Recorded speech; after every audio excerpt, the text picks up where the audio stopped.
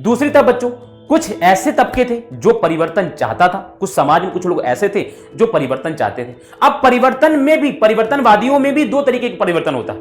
एक वैसे लोग हैं जो धीरे धीरे परिवर्तन चाहते हैं, जिनका मानना है परिवर्तन हो, समय के साथ परिवर्तन हो, लेकिन परिवर्तन बहुत धीमे धीमे होना चाहिए। धीरे धीरे क्या होने लगेगा, इन बुर्जुआ और सर्वहारा के बीच में हितों को लेकर टकराव होने लगेगा। कैसे हित बच्चों? एनलाइटमेंट प्रबोधन चलाया था, उस प्रबोधन में क्या हुआ, एक नई विचारधारा निकल कर आई, एक नया विचार निकल कर आया। हेलो बच्चों, कैसे हैं आप सभी लोग? उम्मीद करता हूं कि आप सभी अच्छे होंगे और आप सभी की पढ़ाई भी अच्छे से चल रही होगी। मैं सुनील कुमार स्वागत करता हूं आपके अपने YouTube channel physics bye Pankaj sir में। तो बच्चों आज हम लोग एक नया चैप्टर पढ़ने जा रहे हैं जो है इतिहास का दूसरा चैप्टर, और इस चैप्टर का नाम क्या है बच्चों? तो यूरोप में समाजवाद एवं रूसी क्रांति। बच्चों जैसा कि हम लोगों ने क्या है अभी लास्ट क्लास में हमने क्या किया है, एक चैप्टर को पढ़ा था जिसका नाम था, इतिहास का चैप्टर था, उसका क्या नाम था बच्चों? तो फ्रांसीसी क्रांति। हमने लास्ट में फ्रांसीसी क्रांति पढ़ी, यानी जो 9th क्लास के अगर फर्स्ट चैप्टर आप देखोगे तो कौन सा चैप्टर है? फ्रांसीसी क्रांति। फ्रांसीसी क्रांति में बच्चों हमने क्या पढ़ा था? हमने देखा कि किस तरीके से फ्रांसीसी क्रांति के कुछ आदर्श थे, जैसे स्वतंत्रता, समानता, बंधुत्व। इन आदर्शों को आधार बनाकर क्या है वहां के लोगों ने, यानी फ्रांस के लोगों ने क्रांति की, और क्रांति के माध्यम से क्या है अपने यहां लोकतंत्र की व्यवस्था लेकर आए। बच्चों जो ये आदर्श थे, ये जो विचार थे, ये विचार क्या हुए पूरे यूरोप में भी धीरे धीरे फैलने लगे। और यूरोप में क्या है, जिस तरीके से फ्रांस की सामाजिक, आर्थिक एवं राजनीतिक व्यवस्थाओं में क्या हुआ, परिवर्तन हुआ इन आदर्शों के आधार पर, वैसे ही बच्चों क्या हुआ कि जो यूरोप के और भी देश थे वहां पर क्या होने लगे, इन आदर्शों के साथ में क्या है वहां की व्यवस्थाओं में भी परिवर्तन आना शुरू हो गया। अब बच्चों जब परिवर्तन आना शुरू हो गया तो हुआ क्या कि यहां पर जो फ्रांस के आसपास या उसके और भी जो यूरोप के और भी देश थे उनके यहां भी बहुत सारे परिवर्तन होने लगे। आज हम बच्चों क्या है इन्हीं परिवर्तनों को देखेंगे और इन्हीं परिवर्तनों के तहत हम कुछ विचारधाराओं को पढ़ेंगे। जैसे हम पढ़ेंगे कि उदारवाद क्या होता है, हम देखेंगे रूढ़िवाद क्या होता है, हम ये भी देखेंगे कि बच्चों रेडिकल क्या होते हैं या परिवर्तनवादी क्या होते हैं, और उसी के साथ हम फिर एक विचारधारा, नई विचारधारा को देखेंगे जिसको कार्ल मार्क्स ने दिया है, समाजवाद की विचारधारा। ठीक है, और इसी के माध्यम से, समाजवादी विचारधारा के माध्यम से क्या हम देखेंगे कि रूस की क्रांति हो जाती है, और रूस की क्रांति में सबसे महत्वपूर्ण भूमिका निभाने वाली जो विचारधारा है वो समाजवादी विचारधारा है।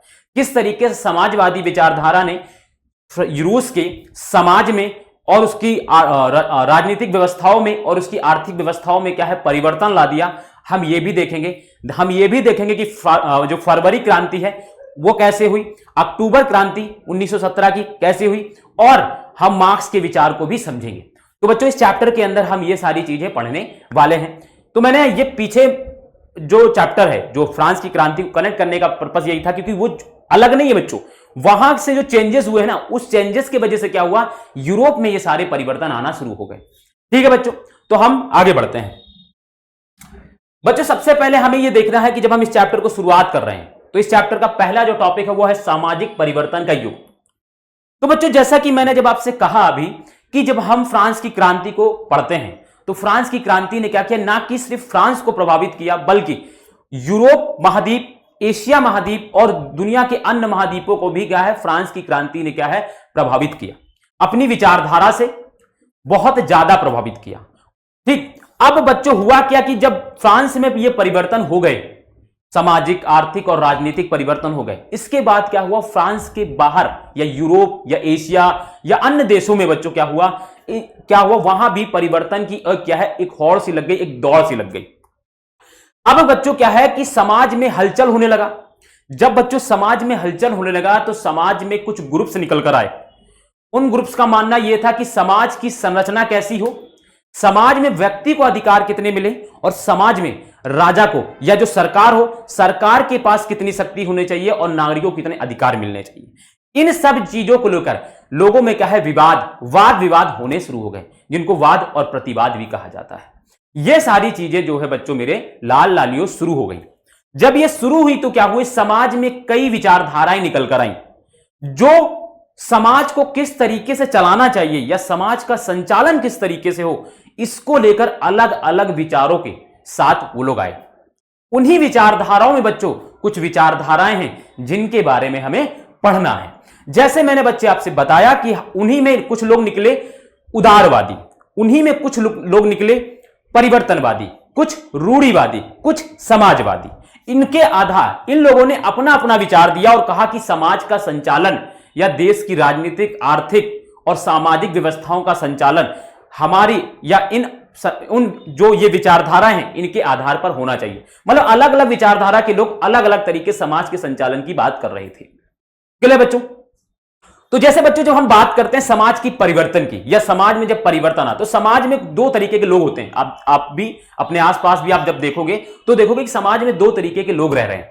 एक व्यक्ति, एक तबका ऐसा है जो समाज में परिवर्तन चाहता है और एक तबका ऐसा है जो समाज में परिवर्तन ही नहीं चाहता है। जैसे आपके आज के दादा दादी जी लोग होंगे, बहुत सारे दादा दादी जो है परिवर्तनशील होते हैं, लेकिन कुछ लोग आज भी ऐसे होते हैं रूढ़िवादी, इवन युवा भी कुछ ऐसे होते हैं जिनका मानना होता है जैसा चल रहा है वैसे ही चलने दो, कुछ परिवर्तन नहीं होना चाहिए। ठीक है, जैसे आपको एग्जांपल देता हूं कि आपके घर में कोई व्यक्ति ऐसा होगा, मान लो कोई सामान ऐसे यहां पर एक इस साइड रखा हुआ है और आपने उठाकर इधर रख दिया।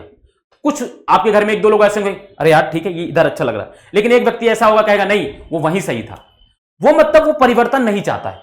तो ऐसे ही समाज में उस समय भी क्या था, एक ऐसा तबका था जो परिवर्तन नहीं चाहता था, और जो परिवर्तन नहीं चाहता था वो थे रूढ़िवादी। अभी मैं इन पर और डिस्कस करूंगा, लेकिन थोड़ा सा भी मैं आपको बैकग्राउंड दे रहा हूं। ठीक है, फिर दूसरी तरफ बच्चों कुछ ऐसे तबके थे जो परिवर्तन चाहता था, कुछ समाज में कुछ लोग ऐसे थे जो परिवर्तन चाहते थे। अब परिवर्तन में भी, परिवर्तनवादियों में भी दो तरीके का परिवर्तन होता है। एक वैसे लोग हैं जो धीरे धीरे परिवर्तन चाहते हैं, जिनका मानना है परिवर्तन हो, समय के साथ परिवर्तन हो, लेकिन परिवर्तन बहुत धीमे धीमे होना चाहिए। और एक ऐसे हैं जो चाहते हैं कि परिवर्तन तुरंत हो, बस आर या पार वाली बात कहते हैं। ठीक, तो दो तरीके के परिवर्तनवादी होते हैं। जो धीरे धीरे परिवर्तन चाहते हैं वो है उदारवादी। उन जो धीरे धीरे, जिनका मानना है कि धीरे धीरे समाज का में परिवर्तन होना चाहिए, धीरे धीरे राजनीतिक व्यवस्थाओं में परिवर्तन होना चाहिए, धीरे धीरे आर्थिक व्यवस्थाओं में परिवर्तन होना चाहिए, वो है उदारवादी। और जो चाहते हैं तुरंत आर या पार वाली सिचुएशन, है ना, वो है परिवर्तनवादी, या इन्हीं को क्रांतिकारी भी कहा जाता है। क्रांतिकारी कौन होता है? जो जोशीला होता है, जो चाहता है मारो पीटो ठोको भगाओ, है ना, मतलब एकदम परिवर्तन तुरंत चाहिए हमें, तत्काल वाला। तो जो तत्कालवाद है ना, वही है रेडिकल, वही है कौन? परिवर्तनवादी। ठीक है, और इसके बाद फिर क्या है, समाजवादी एक विचारधारा आई जो 1820 के आसपास, जब कार्ल मार्क्स, और उससे पहले भी कई लोगों ने दिया, लेकिन कार्ल मार्क्स ने इसको बहुत तेजी से उठाया और इसके बाद ये बहुत तेजी से डेवलप हुई। और यूरोप पूरे विश्व में पहली बार जो समाजवादी जो एक सरकार बनी वो थी 1917 की जो क्रांति थी उसके तहत जो बनाई गई जो सरकार थी वो रूस में, वो पहली समाजवादी क्या थी? सरकार थी। ठीक है, उसके बाद चाइना और बहुत सारे देशों में क्या है, समाजवाद फैल गया। ठीक है बच्चों, तो बच्चों अब हम क्या करेंगे बच्चों, इन्हीं विचारधाराओं को आगे हम डिस्कस करेंगे। अब एक एक करके बहुत ध्यान से आपको चीजें सुनते चलनी। मैंने आपसे, जैसा कि मैं हर क्लास में कहता हूं, पीपीटी में हर कुछ लिखा हुआ है, लेकिन मेरी बातों को ज्यादा सुनना जरूरी है आपके लिए, क्योंकि मेरी बातें ही एग्जाम में आपको याद रहेंगी। मैंने जो कहा है वही आपको ज्यादातर याद रहेगा।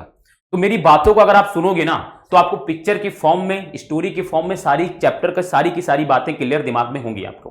ठीक है, तो मैंने अभी तक जितना भी आपसे समझाया मैं आपको एक बार रीड करा देता हूं। देखो क्या हुआ बच्चों, सामाजिक परिवर्तन का युग। जब कह रहे हैं कि यह दौर गहन सामाजिक, यह दौर क्या बच्चों, गहन सामाजिक और आर्थिक बदलावों का था। कौन सा दौर है तो बच्चों, तो ये 1789 की क्रांति के बाद का है। 1789 की जो क्रांति हुई है, फ्रांस की जो क्रांति हुई है, उसके बाद का दौर है ये। और इस दौर में क्या हुआ है, फ्रांस की क्रांति, जो 1789 की जो फ्रांस की क्रांति, उसके बाद के दौर की बात हो रही है। इसमें क्या हुआ है, बहुत सारे सामाजिक आर्थिक बदलावों का दौर था। औद्योगिक क्रांति के दुष्परिणाम जैसे काम की लंबी अवधि, कम मजदूरी, बेरोजगारी, आवास की कमी, साफ सफाई की व्यवस्था ने लोगों को इस पर सोचने पर विवश कर दिया। मतलब क्या हुआ बच्चों, आपको मैंने आप लोगों ने शायद नहीं पढ़ा होगा, 1730 में बच्चों हुआ क्या, 1730 और 1740 के आसपास क्या है, यूरोप में औद्योगिक क्रांति की शुरुआत होती है, यानी बड़े बड़े उद्योग लगना शुरू होते हैं यूरोप में। 1730-40 में जब आते हैं तो पहली बार ब्रिटेन में औद्योगिक क्रांति की शुरुआत होती, और लगभग 1850 तक आते 1850 तक आते रूस को छोड़ दिया जाए और इंडिया के कुछ उपनिवेशिक देश छोड़ दिया जाए, उनको छोड़ के पूरे विश्व में क्या है, औद्योगिक क्रांति फैल गई। रूस में औद्योगिक क्रांति 19वीं शताब्दी मतलब 20वीं शताब्दी में आई है, 1900 के बाद में आई है। वहां वहां कुछ ही शहरों में आपको औद्योगिक क्रांति का बहुत प्रभाव दिखेगा, जैसे मास्को है, सेंट पीटर्सबर्ग है, इन शहरों में आपको औद्योगिक क्रांति दिखेगी, लेकिन पूरे यूरोप में नहीं थी बच्चों, ये याद रखना आपको, ठीक है ना। बहुत सारे लोग बताते हैं कि रूस में 19वीं शताब्दी में क्या है औद्योगिक क्रांति आ गई, तो ये गलत बताया जाता है। नहीं, रूस में पूरे रूस में जो है औद्योगिक क्रांति जो क्या कहते हैं, ये जो समाजवादी जो विचारधारा फैलने के थोड़े दिन पहले ही शुरू हुई थी। बस वहां पे कुछ शहर थे जहां पर आपको औद्योगिक क्रांति बहुत ज्यादा देखने को मिलेगी, जैसे सेंट पीटर्सबर्ग है, मॉस्को है, और ऐसे एक दो शहर जो है जहां पर आपको औद्योगिक क्रांति देखने को मिल जाएगी। वहां बड़े बड़े शहर डेवलप हो जाते हैं, ठीक है। तो अब इससे क्या हुआ कि इससे बहुत बड़े जब उद्योग खुलने लगे तो हुआ क्या कि वहां पर लोग, शहरों में क्या है, अब जब उद्योग खुलते हैं तो शहरों में लोग क्या करते, काम करने जाते उद्योगों में। अब वहां जब लोग जाएंगे तो उनका शोषण हो रहा था उस समय। समाज, देखो एक चीज समझो, जब हम फ्रांस की क्रांति की बात करते हैं या फ्रांस की क्रांति से पहले के समाज की बात करते हैं, तो उस समय क्या था बच्चों, उस समय चर्च और कुलीनों का विशेषाधिकार था, वो समाज का शोषण कर रहा था। लेकिन बच्चों औद्योगिक क्रांति जब आई तो औद्योगिक क्रांति के बाद क्या है, अब शोषण करने वाला बदल गया, शोषणकर्ता वही है, मतलब शोषणकर्ता का स्वरूप परिवर्तन हो गया, शोषण होने वाले लोग वही हैं, शोषणकर्ता भी वही है, बस एक व्यवस्था परिवर्तित हो गई। पहले चर्च और कुलीन वर्ग के लोग जो है लोगों का शोषण कर रहे थे, लेकिन अब औद्योगिक क्रांति के माध्यम, जब औद्योगिक क्रांति आ गई तो बड़े बड़े पूंजीपति, बड़े बड़े उद्योगपति क्या है लोगों का शोषण कर रहे थे। कैसे शोषण कर रहे थे, तो उनसे काम करवा रहे थे, अधिक काम करवाते थे, 15-15, 16-16 घंटे काम करवाते थे, और इतना भी इनकम नहीं होता था कि वो 2 वक्त की सही से रोटी खा सकें, ठीक है। उनको किसी तरीके की व्यवस्था नहीं होती थी, कोई सुचारू व्यवस्था नहीं है, ठीक है। और बहुत सारे इस तरीके शोषण व्यवस्था चल रही थी, आवास की कमी है, ठीक है। तो इससे सारे दुष्परिणाम क्या है आपको औद्योगिक क्रांति के माध्यम से दिखने लगे थे। क्लियर है। अब क्या, फ्रांसीसी क्रांति ने समाज में परिवर्तन की संभावनाओं के द्वार खोल दिए। मैंने समझाया था, इन्हीं संभावनाओं को मूर्त रूप देने में 3 अलग अलग विचारधाराओं का विकास हुआ। देखो मैंने 4 लिख दिया है, हालांकि यहां ये 4 भी होगा, यहां पे 3 छोड़ दो, 4 है, लेकिन ठीक है 4 आपके एनसीईआरटी में 3 लिखा है तो इसलिए मैंने 3 लिखा था, ये मैंने बाद में ऐड कर दिया। तो ऐसा मत समझना कि सर एनसीईआरटी में कुछ गलत, मतलब कुछ गलत पढ़ा रहे हैं, ऐसा नहीं है। एक्चुअली 4 विचारधाराएं उससे निकल कर आई थी, और भी बहुत सारी छोटी छोटी विचारधाराएं थी, लेकिन 4 मेजरली थी, इसी वजह से मैंने यहां 3 लिखा है, लेकिन यहां पर चौथा जोड़ दिया था समाजवाद, क्योंकि इसे भी हमें पढ़ना है, ठीक है। तो पहले उदारवादी है, रूढ़िवादी है, परिवर्तनवादी है और समाजवादी, ठीक है। अब हम समझेंगे बच्चों उदारवादी क्या। तो जैसे कि मैंने आपसे कहा उदारवादी कौन लोग हैं, तो जो समाज में धीरे धीरे परिवर्तन चाहते हैं। अब उदारवादियों का क्या मानना था, उदारवादियों का मानना था कि सभी धर्म के लोगों को, सभी धर्मों को सम्मान दिया जाए और उनको समान महत्व दिया जाए। मतलब क्यों ऐसा कहा, क्योंकि उस समय तक यूरोप में या अगर और भी देशों में देखा जाए तो किसी एक देश के अंदर किसी एक धर्म का बहुमत होता था, ठीक है। और कोई एक धर्म, जैसे ब्रिटेन था बच्चों, तो ब्रिटेन क्या करता था, एक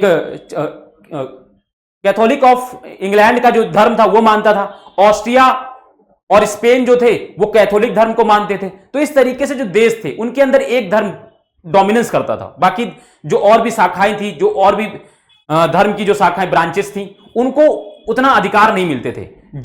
जो इन धर्मों के जो मेजर, जो बहुसंख्यक लोग थे, उनको ज्यादा अधिकार मिलते थे। तो इन्होंने कहा कि नहीं, ऐसा नहीं होना चाहिए, सभी धर्मों को बराबर सम्मान एवं महत्व देना चाहिए। पहली बात इन्होंने ये बोली। दूसरी बात इन्होंने बोली कि जो निरंकुश राजतंत्र वाली जो व्यवस्था है उसे समाप्त कर दिया जाए, उसकी जगह पर क्या हो, एक ऐसी सरकार बने जो लोगों की प्रतिनिधित्व के द्वारा चुनी गई सरकार हो, यानी लोगों के द्वारा चुनी हुई प्रतिनिधित्व द्वारा बनी हुई सरकार हो। तो यानी ये संसदीय सरकार की बात कर रहे थे, यानी निरंकुश राज्य सत्ता को हटाकर क्या है, ये लोगों के द्वारा चुनी हुई प्रतिनिधित्व आधारित सरकार की बात कर रहे थे। तीसरी बात, इन्होंने व्यक्तिगत अधिकारों पर बहुत जोर दिया। इन्होंने कहा कि व्यक्ति को अधिकार मिलने चाहिए, ठीक है, व्यक्ति के अधिकारों की बात भी इन्होंने की। और इन्होंने बच्चों क्या है, इन्होंने यह भी कहा कि जो सरकार है ना, वो वयस्क मताधिकार पर नहीं होना चाहिए, वो सीमित मताधिकार पर हो। मतलब यह है कि ये पूरी तरीके से लोकतांत्रिक नहीं थे, यानी ये लोकतंत्रवादी नहीं थे। ये कुछ लोकतंत्रवादी लोकतंत्र की ओर बढ़ रहे थे, लेकिन पूरी तरीके से लोकतंत्रवादी नहीं थे। क्यों? क्योंकि इन्होंने बच्चों क्या है, इन्होंने महिलाओं को और गरीब लोगों को मत देने के अधिकार से वंचित रखा। इनका मानना था कि जो संपत्ति धारी लोग हैं, जो संपत्ति रखते हैं, उन्हीं को सिर्फ मत देने का अधिकार हो। यानी ये लोग सीमित मताधिकार की बात करते थे, इसीलिए इनको लोकतंत्रवादी भी नहीं कहा जा सकता। ठीक है, तो बच्चों आपको उदारवादी का मतलब समझ में आ गया। मैं अब इसको रीड कर देता हूं। उदारवादी का यह एक विचारधारा है जो सभी धर्मों को बराबर का सम्मान और जगह मिलने की बात करती है। मैंने यही समझाया। वे व्यक्ति मात्र के अधिकारों की रक्षा के पक्षधर थे। ठीक है, अब इनके मुख्य विचार देख लो, यहां मैंने लिखे अनियंत्रित सत्ता के विरोधी। अनियंत्रित सत्ता के विरोधी और कैसी सरकार चाहते थे, तो लोगों के द्वारा चुनी हुई प्रतिनिधित्व आधारित सरकार की बात करते थे। ठीक है, सभी धर्मों का आदर एवं सम्मान की बात करते थे, बताया मैंने। व्यक्ति मात्र के अधिकारों की रक्षा के पक्षधर थे। ठीक है, देखो यहां पर लिखा प्रतिनिधित्व पर आधारित निर्वाचित सरकार के पक्ष में। और इधर देखो सार्वभौमिक वयस्क मताधिकार के स्थान पर संपत्ति धारकों को वोट का अधिकार के पक्ष में थे। यानी सभी को वोट देने के अधिकार के ये पक्ष में नहीं थे। लेकिन बच्चों एक बात बता दूं मैं, आज के जो उदारवादी हैं वो सभी को वोट देने के अधिकार के पक्ष में। ये पुरानी उस समय जब ये विचारधारा आ रही थी ना, उस समय के जो विचारक थे उनका ऐसा मानना था। क्योंकि देखो उस समय की समाज की परिस्थितियां कैसी थी वो वहां के लोग बेटर समझते होंगे। ठीक है, तो वो है ऐसा। लेकिन आज के जो उदारवादी हैं, जो आज के जो उदारवादी विचारक हैं, वो सभी को मत देने के अधिकार के पक्ष में, यानी वो सार्वभौमिक वयस्क मताधिकार की बात करते हैं। तो ये जो उदारवादी हैं, ये पीछे जब 19वीं शताब्दी में, जब 18वीं 19वीं शताब्दी में जब ये विचार उभर रहा था, उस समय के विचारकों का ऐसा मानना है। ठीक है बच्चों, तो ये भी थोड़ा सा डिफरेंस पता होना चाहिए कि आज में और पुराने में क्या फर्क है, ये भी पता होना चाहिए। ठीक है, क्योंकि आप हमसे पढ़ रहे हो तो आपको इतना तो होना चाहिए कि आज के विचार में और पहले में क्या है। अब हम बात करते हैं बच्चों रूढ़िवादी। रूढ़िवादी से पहले उदारवादी हो गया और रूढ़िवादी, अच्छा परिवर्तनवादी बाद में। चलो अब पहले हम परिवर्तनवादी को ही पढ़ लेते हैं, क्योंकि ये दोनों ही विचारक कैसे हैं, जो परिवर्तन चाहते हैं। ठीक है, अब बच्चों हम पहले हम परिवर्तनवादी को देखते हैं। तो जब हम बच्चों परिवर्तनवादी की बात करते हैं,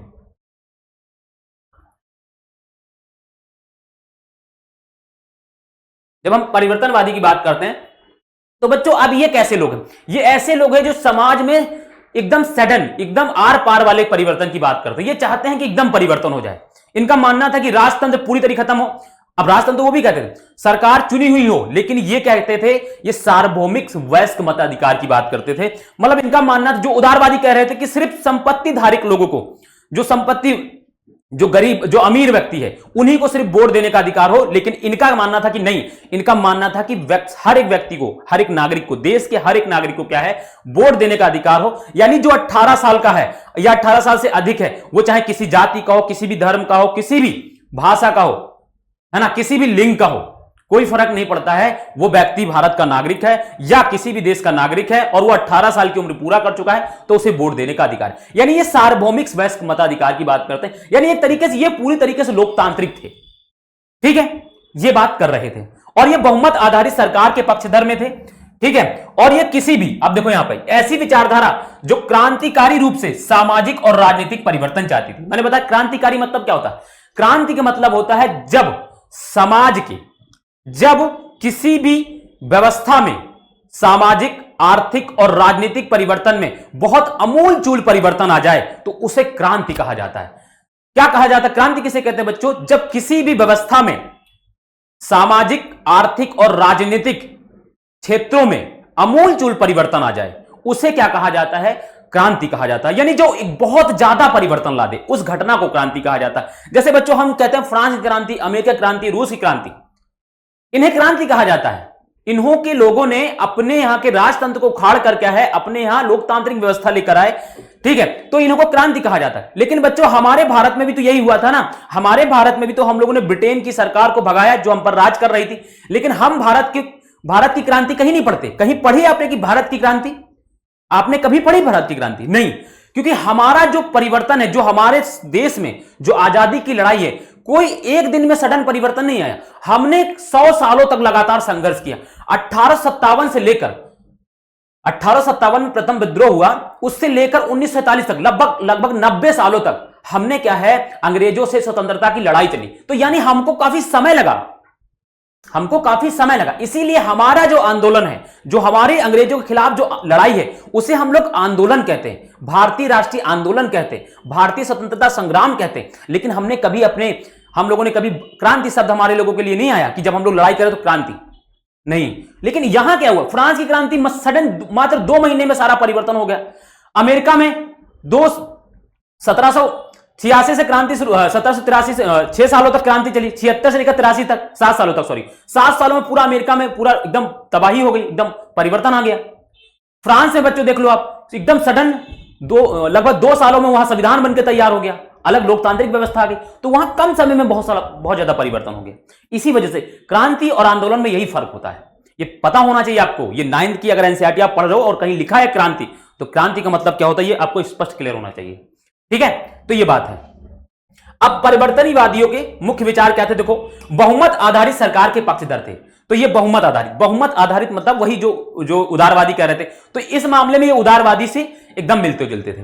अब लेकिन ये क्या कहते थे, ये बड़े जमींदारों और संपन्न उद्योगपतियों को प्राप्त विशेषाधिकार का विरोध करते थे। यानी ये किसी तरीके की विशेषाधिकारिक व्यवस्था को बनाए रखना नहीं चाहते थे। जैसे उदारवादी क्या कहते थे कि संपत्ति धारकों को ही क्या है मत मिलना चाहिए, ये सारी चीज, लेकिन इनका मानना ऐसा नहीं था। और कहते कि संपत्ति के संकेंद्रण का विरोध करते थे, लेकिन निजी संपत्ति का विरोध नहीं करते थे। यानी इनका कहना था कि जो संपत्ति है कुछ व्यक्तियों के पास ना हो, बल्कि सभी के पास हो। ये निजी संपत्ति के विरोधी नहीं थे, लेकिन इनका ऐसा मानना था कि जो संपत्ति जो समाज में कुछ लोगों ने संकेंद्रित कर ली, कुछ लोगों ने अपने कब्जे में कर ली, उनके पास नहीं होना चाहिए, बल्कि संपत्ति सबके पास होनी चाहिए, ठीक है।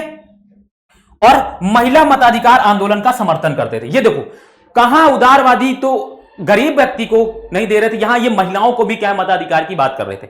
यानी ये बच्चों क्या है, ये सार्वभौमिक वयस्क मताधिकार की बात कर रहे थे। ये बच्चों क्या है, सार्वभौमिक वयस्क मताधिकार की बात कर रहे थे, ठीक है। तो ये एक तरीके से आप कह सकते हो ये लोकतांत्रिक लोग हैं, ये इनको आप लोकतांत्रिक ज्यादा कह सकते हो। क्लियर है, दिख रहा है? हाँ दिख रहा है, चलो ठीक है। तो बात समझ में आ गई परिवर्तनवादी। अब हम आते हैं रूढ़िवादी का। बच्चों रूढ़िवादी कौन है, वही जो परिवर्तन नहीं चाहते, जैसा चल रहा है चलने दो, हमें क्या मतलब है ना, ऐसे लोग। तो ऐसे लोग थे जो परिवर्तन। अब ऐसे लोग कौन होते हैं, आपके परिवार में कौन होंगे, दादा दादी लोग। आज देखो जैसे गांव में जो लोग पले बड़े हैं और उनका पूरा जीवन ही गांव में बीत गया है, और आप मान लो शहर में रह रहे हो, आप गांव से शहर आ गए, फिर आपकी शादी वादी हो गई, आपके बच्चे हो गए, और आपकी बच्ची जो है अब शहर में जैसे पहनावा पहना जा रहा है वैसे पहन रही है, जींस पहन रही है, टॉप पहन रही है, ये सारी चीजें। अब वो गांव में कभी घूमने जाएगी, तो अब दादी जो तुम्हारी हैं जो वो देखेंगी तो बोलेंगी क्या पहना कर रखते हो बच्ची को, क्योंकि उन्होंने वैसा देखा ही नहीं। अब वो इस चीज को लेकर क्या है आपको डांटेंगी भी कि सही से सलवार सूट नहीं बना सकते बच्ची को, क्या और भी जो कपड़े होते हैं जो ट्रेडिशनल कपड़े होते हैं वो नहीं पहना सकते। आप उस सोसाइटी में गए और आपने वहां के परिवर्तन को स्वीकार कर लिया, लेकिन आपकी दादी ने, क्योंकि वो वहीं रह रही थी, उन्होंने जो समाज में जो परिवर्तन हुआ वो उसे स्वीकार नहीं कर पा रही, क्योंकि वो एक उसी क्षेत्र में रह रही है। तो ऐसे ही लोग होते हैं जो समाज में परिवर्तन नहीं चाहते। तो बच्चों देखो यह एक ऐसी विचारधारा है जो पारंपरिक मान्यताओं के आधार पर कार्य करते हैं, जो पुरानी है, ठीक है। रूढ़िवादी के मुख्य विचार क्या है, उदारवादियों और परिवर्तनवादियों का विरोध करते थे। इनका मानना था कि नहीं ऐसे परिवर्तन नहीं होना चाहिए, अतीत का सम्मान करना चाहते थे। देखो अब एक चीज यहां भी ये भी समझना है, बाद में पहले फ्रांसीसी क्रांति से पहले की जब हम बात करते तो रूढ़िवादी जो लोग थे वो किसी तरीके के परिवर्तन की बात नहीं करते थे, वो कहते थे नहीं परिवर्तन नहीं होना चाहिए। लेकिन धीरे धीरे समय के साथ ये भी ऐसा मानने लगे थे कि नहीं समाज में कुछ थोड़ा बहुत परिवर्तन होना चाहिए। लेकिन ये उदारवादी और ये परिवर्तनवादी की तरह या रेडिकल की तरह जो है बच्चों, ये परिवर्तन नहीं चाहते थे। ये बाद में इन्होंने परिवर्तन को स्वीकार किया, लेकिन बहुत धीमी गति से। और इनका मानना था कि जो अतीत का सम्मान है, जो अतीत की जो परंपराएं हैं उनका भी सम्मान होना चाहिए और उन्हें भी जारी रखना चाहिए। इनका ये भी ऐसा मानना था, ठीक है। बदलाव की प्रक्रिया धीमी हो। देखो मैंने क्या कहा, ये कहते थे कि बदलाव की प्रक्रिया क्या हो बच्चों, धीमी हो। क्लियर है बात? तो चलो हमने तीनों विचारधारा पढ़ ली बच्चों, ठीक है। अब हम पढ़ेंगे बच्चों समाजवादी विचारधारा, बहुत इंपॉर्टेंट है। समाजवादी विचारधारा बच्चों क्या है, देखो समाजवादी विचारधारा के जो प्रवर्तक हैं, सबसे बड़े प्रवर्तक हैं, वो हैं कार्ल मार्क्स। कार्ल मार्क्स बच्चों ये 19वीं शताब्दी में हुए। इनके बारे में थोड़ा सा ये जान लो कि जो कार्ल मार्क्स थे उनका मानना था कि जो संपत्ति है ना, जो निजी संपत्ति है ना, वही सारी समस्याओं का जड़ है। थोड़ा समझो, सुनो ध्यान से मेरी बातों को।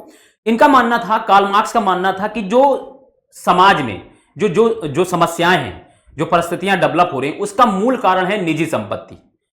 कहते हैं कि निजी संपत्ति ही सारी समस्याओं का कारण है। अब उनसे पूछा जाता कि क्यों, तो वो जवाब देते हैं, कहते हैं कि देखो जैसे कि उद्योग है, एक उद्योग में क्या कर रहा है, पूंजीपति कुछ पूंजी लगा रहा है, ठीक। अब वो पूंजी लगा रहा है, उसने सिर्फ पूंजी लगाई है, लेकिन उत्पादन करने में कौन महत्वपूर्ण भूमिका निभा रहा है, कौन उत्पादन कर रहा है, तो श्रमिक। श्रमिक अपना सर्वस्व निछावर कर देता है उस उत्पादन में, और उस उत्पादन को करने में श्रमिक का महत्वपूर्ण भूमिका होती है। लेकिन जो उत्पादन का जो लाभ होता है, वो लाभ किसको मिलता है, तो वो लाभ पूंजीपति के पास जाता है। जिसने उत्पादन किया उसको यह लाभ नहीं मिल रहा है, बल्कि उस पूंजीपति को मिल रहा है जिसने सिर्फ पूंजी लगाई थी। तो लाभ उत्पादन कोई और कर रहा है और लाभ कोई और कमा रहा है। यही लाभ जो है ना, ये शोषण का सबसे बड़ा कारण है। लाभ के चक्कर में पूंजीपति लाभ के चक्कर में क्या करते हैं, वो गरीबों के, वो श्रमिकों का शोषण करते हैं। वो उनसे कम वेतन पर काम करवाते हैं, वो उनको कम अच्छी सुविधाएं देते हैं, वो ना उनके लिए आवास की व्यवस्था करते हैं, ना किसी तरीके की। वो लाभ की चक्कर में क्या है, लोगों का क्या है, शोषण करते हैं। और कहते हैं कि अगर जब निजी संपत्ति ही नहीं होगी, किसी एक व्यक्ति की अपनी संपत्ति ही नहीं होगी, तो क्या है, कोई किसी का शोषण कैसे कर पाएगा। संपत्ति एक व्यक्ति की ना होकर बच्चों क्या है, संपत्ति समाज की या समूह की हो या सरकार की हो, एक समाज की हो, पूरे समाज के लोग इस संपत्ति के मालिक हो, और वो क्या है, जब और इस संपत्ति को क्या है, बराबर सब में बांट देना चाहिए। इससे क्या होगा, लोगों में क्या है, का शोषण नहीं होगा, समाज क्या होगा, एक कल्याणकारी समाज की ओर बढ़ जाएगा। तो ऐसा उनका मानना था, ठीक है, उनका ऐसा मानना था। और मैं आपको बता दूं बच्चों, कार्ल मार्क्स के बारे में थोड़ा सा और डिटेल कर देता हूं, थोड़ा सा बस जान लो। कार्ल मार्क्स कहते हैं कि दुनिया में जो भी परिवर्तन होता है, ध्यान सुनना मेरी बात को, वो कहते हैं कि दुनिया में जो भी परिवर्तन होता है, वो सारे परिवर्तन के पीछे का एक ही कारण होता है, वो है आर्थिक कारण। वो कहते हैं कि जब किसी समाज में, जब किसी देश में आर्थिक परिवर्तन होता है, तभी वहां राजनीतिक और तभी वहां सामाजिक परिवर्तन होते हैं। और ये कुछ हद तक सही भी है मेरे लाल लालियों, कुछ हद तक ये बात उनकी सही भी है। क्योंकि जैसे आप देखो ना, एक व्यक्ति है, मान लो एक परिवार है जो पहले वो गरीब था, वो आर्थिक रूप से बहुत कमजोर था, लेकिन क्या हुआ, उसके यहां कुछ लोग पढ़ लिख कर क्या है, उन्होंने नौकरी करने लगे। अब वो उन्होंने पैसा कमाना शुरू कर दिया, तो वो क्या है, आर्थिक रूप से मजबूत हो गए। आर्थिक रूप से जब वो मजबूत हुए, तो उन्होंने क्या किया, वो समाज में उनकी, जैसे आज आप ही हो ना, आप देखो अपने आप को देखो, जब तक आप पढ़ लिख रहे हो, आपसे रोज लोग पूछ रहे हैं कि भैया क्या कर रहे हो, नौकरी कब है लगेगी, मतलब जो भी आपके भैया बड़े लोग होंगे, अगर तैयारी कर रहे हैं तो उनसे रोज पूछा जाता है कि नौकरी कब लगेगी।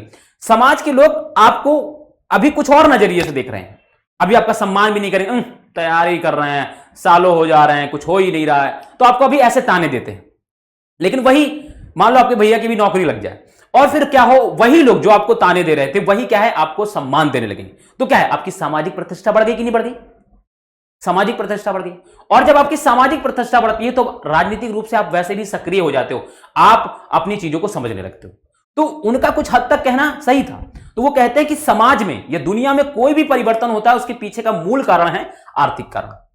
समाजवाद के बारे में थोड़ा सा क्लियर हुआ ना ये चीज, ठीक है। अब आगे आते हैं। तो देखो, समाजवादी विचारधारा वह विचारधारा है जो निजी संपत्ति रखने के विरोधी है, मैंने आपको बताया, और आर्थिक समानता का हिमायती रही है। इनका आर्थिक समानता मतलब यह है कि निजी संपत्ति किसी के पास ना हो, संपत्ति सबकी होनी चाहिए। यह समाज में सभी के लिए न्याय और संतुलन पर आधारित विचारधारा है। अब समाजवादी को मुख्य विचार देखो, समाज में उत्पत्ति के साधन व्यक्तिगत अधिकार में ना होकर संपूर्ण समाज के अधिकार में होते हैं। यह उनकी विचारधारा का मेन कारण। फिर कह रहे हैं, उत्पादन का उद्देश्य लाभ की भावना नहीं बल्कि सामाजिक कल्याण में वृद्धि करना होता है। तो वही मैंने आपको कहा कि जब पूंजीपति के पास पैसा होगा, निजी संपत्ति, तो वो क्या करेगा, वो लाभ की चिंता करेगा, वो कल्याण की चिंता नहीं करेगा। लेकिन समाजवाद क्या करता है, वो व्यक्तिगत लाभ की नहीं बल्कि सामाजिक कल्याण की बात करता है, ठीक है। अब बच्चों कुछ विचारक हैं समाजवादी और उनकी कुछ विचारधारा है। तो देखो, समाजवादी विचारक जैसे रॉबर्ट ओवेन है, इन्होंने क्या कहा, इन्होंने कहा कि सामूहिक समुदायों की रचना होनी चाहिए। मतलब यह है कि कुछ सामूहिक समुदाय हो समाज में, और क्या है, वही सामुदायिक समूह क्या है, संपत्ति का मालिक हो, और वही क्या है, आपस में क्या है, सबको संपत्ति आपस में बांटे। ऐसे एक विचार, ठीक है। यह पूछा जाता है आपसे कि ऐसे सामने आपको 3 विचारक दे देगा और ऐसे 3 सामने वो दे देगा, आपसे कहेगा बताओ इनमें से कौन सही है, या मिलान के लिए दे दिया जाए, ठीक है, ऐसे पूछा जाता है। लुई ब्लॉक ये क्या है, सरकार द्वारा सामूहिक उद्यम को बढ़ावा देना। मतलब अब यहां इन्होंने की कि एक सरकार होनी चाहिए और वो सरकार क्या करे, जो सामूहिक उद्यम है यानी सामूहिक जो उद्योग है उनको क्या है बढ़ावा देना चाहिए। ठीक है, ये कह रहा है कार्ल मार्क्स क्या कह रहा है, सारी संपत्ति पर पूरे समाज का नियंत्रण एवं स्वामित्व हो। यानी ये कह रहे हैं कि ना कोई सरकार नहीं होनी चाहिए। देखो मैं एक बात बताता हूं आपको, जो कार्ल मार्क्स थे, कार्ल मार्क्स और गांधी जी में एक बड़ी समानता थी। गांधी जी और कार्ल मार्क्स दोनों ही राज्य को नहीं मानते थे। वो कहते थे कि राज्य नहीं होना चाहिए। क्यों नहीं होना चाहिए? क्योंकि कहता है वो गांधी जी और कार्ल मार्क्स कहते हैं कि राज्य जो है ना वो लोगों के अधिकारों पर नियंत्रण करता है। वो राज्य क्या है, राज्य ही सारी समस्याओं का मूल जड़ है। उनका मानना ऐसा था। अब इस पर डिटेल नहीं जा रहा हूं, लेकिन एक बात मैं आपको बता दूं, गांधी जी और कार्ल मार्क्स में एक सबसे बड़ी समानता यह थी कि दोनों ही मानते थे कि राज्य नहीं होना चाहिए। अब आप कहोगे सर राज्य नहीं होगा तो कैसे व्यवस्था चलेगी? उसके पीछे का बहुत बड़े बड़े लॉजिक है, मैं आपको बता सकता हूं, लेकिन यहां आपकी नीड नहीं, बस थोड़ा सा मैं आपको बता देता हूं ऐसा ही समझ। ठीक है, तो ये सारी चीजें। अब औद्योगिक समाज और सामाजिक परिवर्तन। तो बच्चों मैंने अभी आपसे जब शुरुआत की क्लास तो मैंने आपसे बताया कि हुआ क्या। अब इसको थोड़ा समझेंगे। हुआ क्या बच्चों की मैंने आपसे बताया कि 1730-40 के आसपास बहुत सारे हिस्टोरियंस जो है, इतिहासकार जो है वो 1750 लिखते हैं। ठीक है, 1750 से लेकर 1850 के बीच आप देखो कि लगभग 100 सालों में यूरोप में या पूरे विश्व के कई महाद्वीपों में क्या है, औद्योगिक क्रांति फैल गई। औद्योगिक क्रांति फैली। अब इस औद्योगिक क्रांति ने क्या किया बच्चों, नए नए शहरों का विकास किया, नए नए शहर बनकर आए। क्योंकि देखो जहां कहीं भी उद्योग लग जाते हैं, आप देखो जैसे मुंबई है, सूरत है, मद्रास है, ठीक है, कलकत्ता है, दिल्ली है, और बहुत सारे ऐसे उद्योग जो शहर है जहां पर उद्योग विकसित हुए हैं, जैसे कानपुर है, ये सब जहां पर क्या है, यहां पर उद्योग विकसित हुए हैं। इसकी वजह से क्या है, ये शहर विकसित हो गए, क्योंकि वहां उद्योग हुए तो लोग वहां जाकर बसने लगे, लोग काम की तलाश में वहां गए, तो वहां और भी बहुत सारी जो है, और भी बहुत सारी जो गतिविधियां होने लगी, और धीरे धीरे क्या है उस शहर का, उस जगह का क्या है विकास हो गया, और आज शहर नहीं वो महानगर में बदल गए। तो औद्योगिक क्रांति ने क्या किया, बहुत सारा परिवर्तन ला दिया समाज में, शहरों, नए नए शहर विकसित कर दिए उसने। ठीक है, तो वही कह रहा है। अब देखो यहां पर यह एक ऐसा समय था जब नए शहर बस रहे थे। क्यों बस रहे थे? क्योंकि उद्योग, नए नए उद्योग लग रहे थे एवं नए औद्योगिक क्षेत्र विकसित हो रहे थे। रेलवे का काफी विस्तार हो चुका था। क्यों? क्योंकि देखो उद्योग जब आएगा, जब बड़े बड़े उद्योग लगेंगे तो उद्योग से उत्पादित होने वाला जो वस्तु है, उस वस्तु को, उस उत्पाद को क्या है, मार्केट में बेचना है। अब मार्केट में मान लो आप सूरत में कोई उद्योग लगा रहे हो और आपको असम ले जाना उस उद्योग को, तो आप बैलगाड़ी से और सारी चीजों से ले जाने में समय लगेगा। तो क्या हुआ, रेलवे क्या है बच्चों, आप एक तो ज्यादा सामान रेल में ले जा सकते हो, दूसरा कम समय में आप क्या है वहां पहुंच जाओगे। तो इसी वजह से क्या है, औद्योगिक क्रांति को नई दिशा देने में रेलवे ने एक महत्वपूर्ण भूमिका भी निभाई। और बच्चों मैं आपको बता दूं कि भारत के शोषण में भी रेलवे ने एक महत्वपूर्ण भूमिका निभाई। मैं आपको यह 10th क्लास में पढ़ाऊंगा, अभी नहीं बताऊंगा। चलो ये सब सस्पेंस है। ठीक है, विस्तार हो चुका था। औरतों, आदमियों और बच्चों सबको क्या है, कारखानों में लगा दिया गया। अब बच्चों जैसे आज कहा जाता कि 14 साल या उससे कम उम्र के बच्चों को क्या है, कारखानों में, जोखिम भरे कारखानों में काम में नहीं लगाना चाहिए। और आप जैसे नोएडा जैसे क्षेत्रों में जाओगे तो बाहर उद्योग, इंडस्ट्री में ही आप के बाहर गेट जो उद्योग लगे हैं, जो उद्योग बने हुए हैं, उन उद्योग के गेट पर ही क्या है आपको चपका हुआ मिलेगा कि जो है बाल रोजगार जो है यहाँ पर निषेध है। ठीक है ना, तो बच्चों से काम कराना निषेध है। अब आप लोग के मन में ये आता होगा सर होटल पे तो बच्चे काम करते हैं, वो अलग बात है, उसको हम बात करेंगे। ठीक है, लगा दिया। और काम के घंटे बहुत लंबे होते थे, 15-15 घंटे काम कराते थे। मैंने बताया आपको मजदूरी बहुत कम मिलती थी, इतनी मजदूरी भी नहीं मिलती थी कि ये 2 वक्त का रोटी खाना भी खा सके। बेरोजगारी उस समय की आम समस्या थी, क्योंकि 1820-30 के आसपास आते आते क्या है, यूरोप की जनसंख्या भी तेजी से बढ़ रही थी। तो यूरोप की जनसंख्या बढ़ रही है, उद्योग उतनी तेजी से बढ़ नहीं रहे, तो क्या होगा, बेरोजगारी बढ़ेगी, जैसे आज भारत की समस्या है। शहर तेजी से बसते और फैलते जा रहे थे। मैंने बताया उद्योग जैसे जैसे विकसित होगा वैसे वैसे क्या होगा बच्चों, नए नए शहर भी बनेंगे। इसलिए आवास और साफ सफाई का काम भी मुश्किल होता जा रहा था।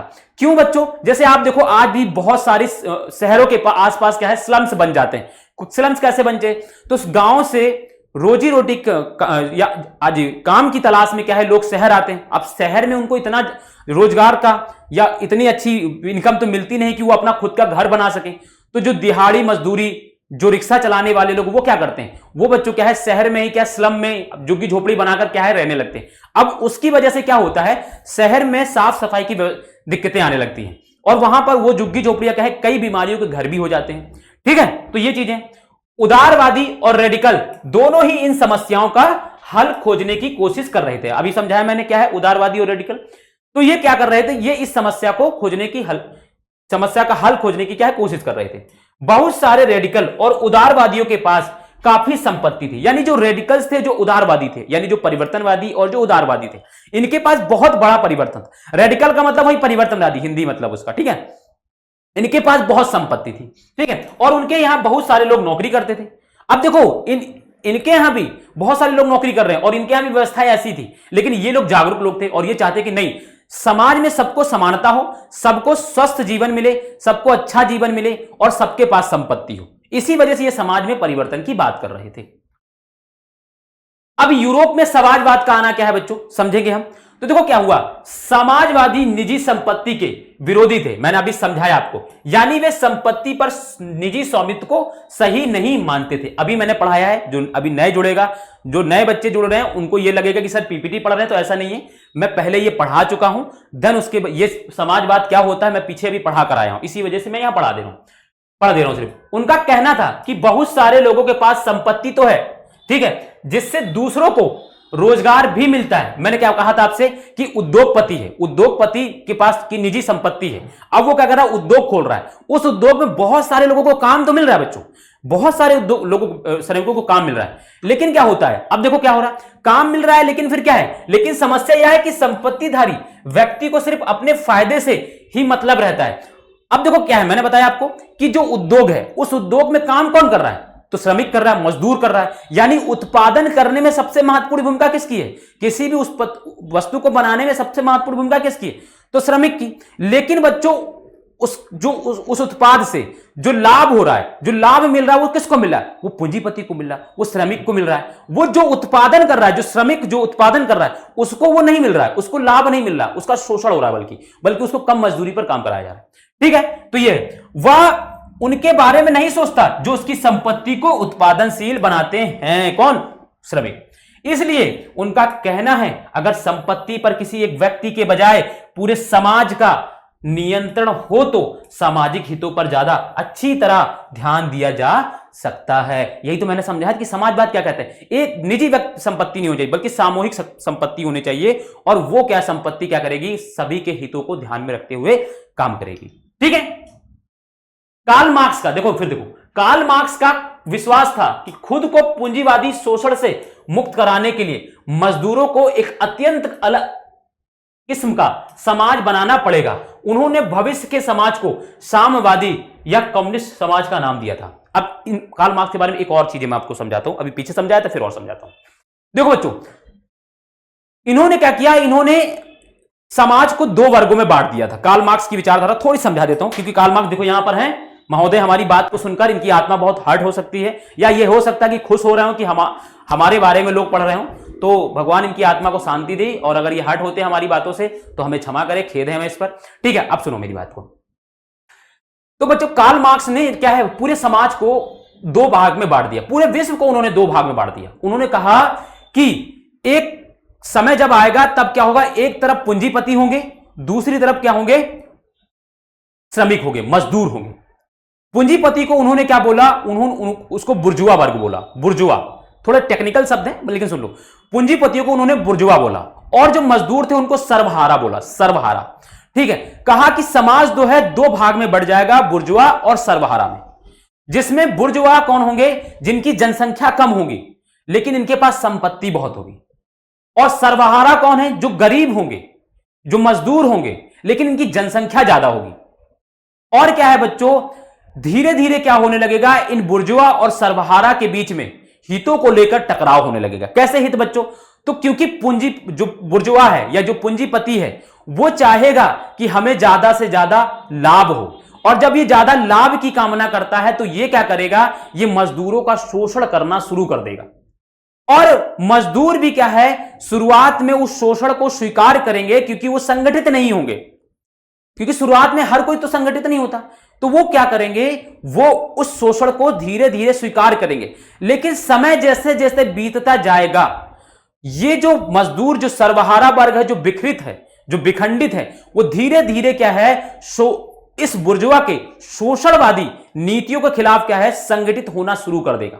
और एक समय ऐसा आएगा जब दुनिया के सभी मजदूर संगठित हो जाएंगे और वो संगठित होकर क्या है, इस बुर्जुआ के खिलाफ या इन पूंजीपतियों के खिलाफ क्या है, विद्रोह कर देंगे।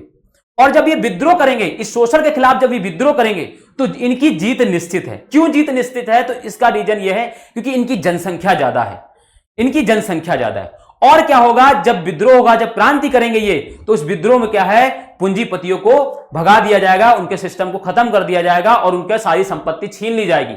और क्या होगा, ये जो बुर्जुआ है, ये जो सरबहारा है, ये जो मजदूर है, ये क्या करेगा, यहां खुद अपना शासन करेंगे ये। तो ये इस तरीके से कहते हैं इस समाज को। ठीक है बच्चों, तो कार्ल मार्क्स के बारे में थोड़ा क्लियर हो गया आपको। देखो मैं कहता हूं, क्या कहता हूं, मैं इसीलिए कहता हूं कि मेरे से पढ़ने के बाद ना आप अपने मास्टर को पढ़ा दोगे, मास्टर को। बच्चे छोड़ो, आपके क्लास के 9th बच्चे की तो क्या ही जानेंगे, आपके लेवल का तो वो पहुंच चुके हैं आपके लेवल का। आप जो है ना अपने जो मास्टर पढ़ाते हैं ना हाई स्कूल और 9th की सिर्फ एनसीईआरटी पढ़कर आ गए जो पढ़ा रहे होते हैं ना, आप उनको पढ़ा दोगे, उनको नहीं पता होगा कि कार्ल मार्क्स ने ऐसे ऐसे विचारधारा दी है। ये सिर्फ आपको सुनील सर की क्लास में मिलेगा, कहीं और नहीं मिलेगा। 9th 10th के तो लोग ये नहीं पढ़ाते। ठीक है, तो अब बात समझो, समाजवाद के लिए समर्थन क्या है बच्चों। अब देखो, समाजवाद विचारधारा थी, तो विचारधारा क्या होती है, पक्षी की तरह होती है। विचारधारा जो है हवाओं की तरह होती है, एक पक्षी की तरह होती है, जो आज इधर कल उधर बहती रहती है। और विचारधारा की खुशबू में जो लोग उसको सूंघ लेते हैं, उसमें वो रम जाते हैं। तो बच्चों हुआ क्या, इस समाजवादी कार्ल मार्क्स की जो विचारधारा है, ये पूरे विश्व में धीरे धीरे फैलने लगी। और इससे क्या हुआ, पूरे विश्व में जो इस विचारधारा को मानने वाले लोग थे, वो भी इससे प्रभावित होने लगे। और जब प्रभावित होने लगे, तो यूरोप के कई देश, विश्व के कई देश जो है उससे प्रभावित होने लगे। जैसे जर्मनी है, ब्रिटेन है, ठीक है, और भी बहुत सारे देश है, जैसे क्यूबा है। ठीक है, ये सब देश ऐसे हैं जो क्या है, मार्क्स जो है समाजवाद से बहुत ज्यादा विचार प्रभावित होने लगे। ठीक है, तो ये देखो 1870 का दशक आते आते समाजवादी विचार पूरे यूरोप में फैल चुके थे। समाजवादियों ने एक ऑर्गेनाइजेशन है जिसको द्वितीय इंटरनेशनल कहा जाता है, जिसको सेकंड इंटरनेशनल के नाम से, उन्होंने क्या है, द्वितीय इंटरनेशनल के नाम से एक अंतरराष्ट्रीय संस्था भी बना ली। देखो, एक इंटरनेशनल का क्या, पूरी पृथ्वी। अब उन्होंने द्वितीय इंटरनेशनल यानी सेकंड इंटरनेशनल क्या है, एक संस्था बना दी, जो अंतरराष्ट्रीय संस्था थी, जो किसकी थी, जो समाजवादियों की विचारधारा को प्रोत्साहित करने वाली संस्था थी। ठीक है, इंग्लैंड और जर्मनी के मजदूरों ने अपनी जीवन और कार्य स्थिति में सुधार लाने के लिए संगठन बनाना शुरू कर दिया। अब कार्ल मार्क्स किसको सपोर्ट करते हैं, तो मजदूरों को। तो जब मजदूर जहां संगठित होंगे, तो क्या होगा, कार्ल मार्क्स की विचारधारा से प्रभावित होंगे, एक तरीके से संगठित कर दिया। काम के घंटों में कमी तथा मताधिकार के लिए आवाज उठाना भी क्या है, शुरू कर दिया। यह कहां, इंग्लैंड और जर्मनी में शुरू हो गया। फिर देखो 1905 तक ब्रिटेन के समाजवादियों और ट्रेड यूनियन आंदोलनकारियों ने लेबर पार्टी बच्चों क्या है, वहां पर दो पार्टियां हैं ब्रिटेन में, लेबर पार्टी और डेमोक्रेटिक पार्टी। तो लेबर पार्टी के नाम से अपनी एक अलग पार्टी बना ली थी। फ्रांस में भी सोशलिस्ट पार्टी के नाम से ऐसी एक पार्टी का गठन किया गया। तो बच्चों जैसे मैं आपको बता दूं, जो इंग्लैंड की जो लेबर पार्टी है ना, ये इतनी शक्तिशाली पार्टी है कि अगर ये जिस कैंडिडेट को सपोर्ट कर देती है, उस कैंडिडेट की सरकार जो है वहां पर बन जाती है। तो ये इतना प्रभावित, वहां के राजनीति को, वहां के चुनाव को इन्फ्लुएंस करने लगे थे ये। ठीक है, तो ये सपोर्ट की बात कर ली। ये देखो है ना, सोशल डेमोक्रेटिक पार्टी है, ये लेबर पार्टी है, पार्टी सोशलिस्ट है। ठीक है, ये सारी पार्टी है, एजेंडा है। अब हम बात करेंगे बच्चों रूसी क्रांति, क्योंकि समाजवाद जब आया तो समाजवाद ने क्या किया, रूस में एक क्रांति को जन्म दे दिया। ठीक है, अब पहले इस महाशय को देख लो, यह है जार निकोलस द्वितीय, यह है ठनठन गोपाल जार निकोलस द्वितीय। जार निकोलस द्वितीय बच्चा, देखो मैंने एक चीज देखा है, जो सत्ता के मद में चूर होता है ना, उसको देश में क्या चल रहा है उसको समझ में ही नहीं आता है। जैसे एक ठनठन गोपाल थे, वो कौन ठनठन गोपाल, तो फ्रांस की क्रांति के समय लुई 16, उस बेचारा नालायक ढक्कन आदमी को समझ में ही नहीं आया कि फ्रांस के लोग जो 19वीं 18वीं शताब्दी के हाफ सेंचुरी को पार कर चुके हैं, जो नए नए विचारों को स्वीकार कर चुके हैं, जो जिनकी जनसंख्या बढ़ गई है, जो आर्थिक रूप से मजबूत हो चुके हैं, जो पढ़े लिखे हैं, जो प्रबोधन को देख चुके हैं, जो विचार, जो परिवर्तन चाहते हैं, और जिनकी जनसंख्या ज्यादा है, तुम उसके खिलाफ जाकर क्या कर लोगे भाई। देखो, किसी भी समाज में, किसी भी देश में अगर सरकार के साथ में वहां की जनता है, तो सरकार ताकतवर होती है। लेकिन अगर वही जनता सरकार के खिलाफ हो जाती है ना, तो सरकार को कब उसके सिंहासन से उखाड़ कर कब जमीन में पटक देती है ना, उसको भी नहीं पता चलता है।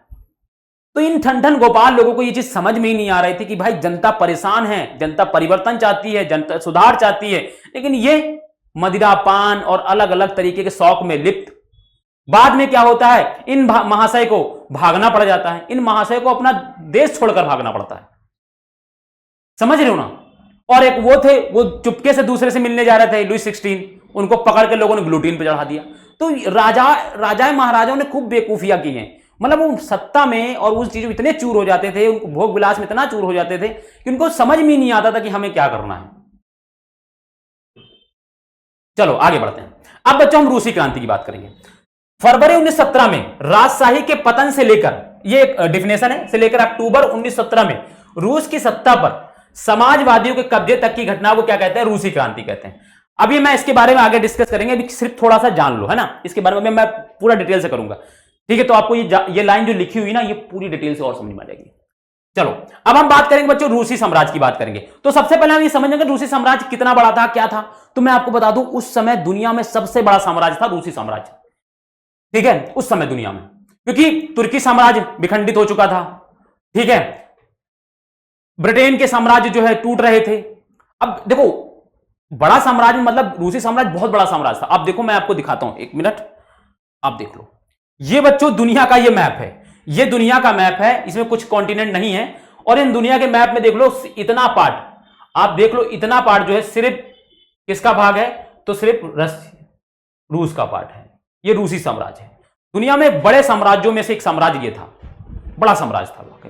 इसमें बच्चों जो Latvia, Lithuania, Estonia, Ukraine, Azerbaijan, Georgia, जो आज इंडिपेंडेंट जैसे रूस से, वो सब इसमें आते थे, ठीक है। वो सब क्या है बच्चों, इसके अंदर आते थे। तो देखो 1914 में रूस और उसके साम्राज्य पर जार निकोलस द्वितीय का शासन था। ये मैंने समझाया। आपको से पूछा जाता है कि रूसी क्रांति के समय जो है किस शासक का शासन था, तो आपको बताना जार। जार बच्चों क्या है, जार इनकी उपाधि है। जार राजा का नाम नहीं होता था, जार टाइटल है, उपाधि है, ठीक है। निकोलस नाम होता है बच्चों, निकोलस नाम है, निकोलस द्वितीय फर्स्ट। और एक बात मैं आपको बता दूं ना, ये नाम कौन रखते हैं, ये हिस्टोरियन रख देते हैं, ठीक है, फर्स्ट सेकंड। जार इनका क्या था, जार बच्चों उपाधि है, ये याद रखना बच्चों। जार कोई नाम नहीं है इनका, इनके राजाओं के आगे जार लगता ही था, तो जार उपाधि है, ठीक है।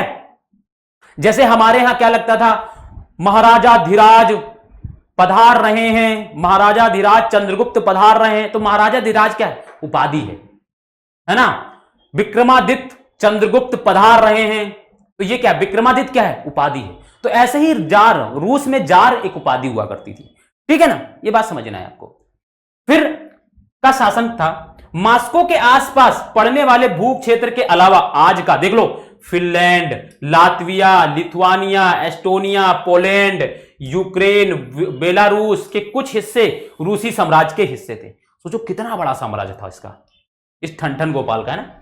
और आगे देखो, यह साम्राज्य प्रशांत महासागर तक फैला था और आज के मध्य एशियाई राज्यों के साथ साथ जॉर्जिया, अर्मेनिया व अजरबैजान भी इसी साम्राज्य के अंतर्गत आते थे। तो ये सब देख लो, आप देखो, ये देख लो, ये जर्मनी छोड़ दो, ये देखो, ये यहां पर स्वीडन है, यहां पर ये सारा कुछ, आप यहां से ये पूरा ये जो आप देख पा रहे हो ना, ये सारी चीजें इसमें आती हैं। देख लो आप कितना बड़ा साम्राज्य है इसका, तो काफी बड़ा साम्राज्य था। और इस साम्राज्य में रहने वाले लोग कौन थे, तो इसका समाज देख लो। इस साम्राज्य के तहत रहने वाले लोगों में कैथोलिक, प्रोटेस्टेंट, मुस्लिम, बौद्ध भी शामिल थे। या देखो कैथोलिक प्रोटेस्टेंट क्या है, ये ईसाई धर्म की दो ब्रांचेस हैं, ईसाई धर्म की दो शाखाएं। बच्चों हुआ क्या था कि जब इनलाइटमेंट आया, जब प्रबोधन आया, तो जो मार्टिन लूथर किंग जो है, मार्टिन लूथर वो अलग, ठीक है। मार्टिन लूथर ने क्या किया था, इनलाइटमेंट प्रबोधन चलाया था। उस प्रबोधन में क्या हुआ, एक नई विचारधारा निकल कर आई, एक नया विचार निकल कर आया। यानी इन्होंने कैथोलिक के अगेंस्ट में प्रोटेस्ट किया था। यानी क्या था, जो पुरानी परंपराएं थी, जो चर्च के कहे गए बातों पर चलते थे, उसका विरोध करते हुए क्या है, मार्टिन लूथर ने क्या है, एक प्रोटेस्ट किया था। उसी से एक विचारधारा निकल कर आई जिसका नाम प्रोटेस्टेंट। अब वो क्या हो गया, ईसाई धर्म दो पार्ट में इसलिए बढ़ गया, एक कैथोलिक, दूसरा प्रोटेस्टेंट। कैथोलिक पुरानी परंपराओं को लेकर चलने वाले लोग हैं, पुराने विश्वासों को लेकर चलने वाले लोग हैं। प्रोटेस्टेंट कौन है, तो नए विचारों को लेकर चलने वाले लोग हैं। तो ये ईसाई धर्म की दो शाखाएं। जैसे हिंदू धर्म का विखंडन जब हुआ तो हिंदू धर्म से क्या हो, बौद्ध और जैन धर्म निकले, तो ये अलग है। ठीक है, ऐसी चीजें सभी रूसी अर्थव्यवस्था और समाज, सभी पढ़ रहा था मैं, पढ़ते पढ़ते लग रहा है मास्टर पगला गया तुम्हारा है। चलो अच्छा, रूसी अर्थव्यवस्था और समाज। अब इसको समझते बच्चों मेरे, है ना। थोड़ा सा पानी पी ले। चलो आप लोग तब तक एक बार पीपीटी को रीड करो, रुक जाओ। अच्छा चलो अब आते हैं।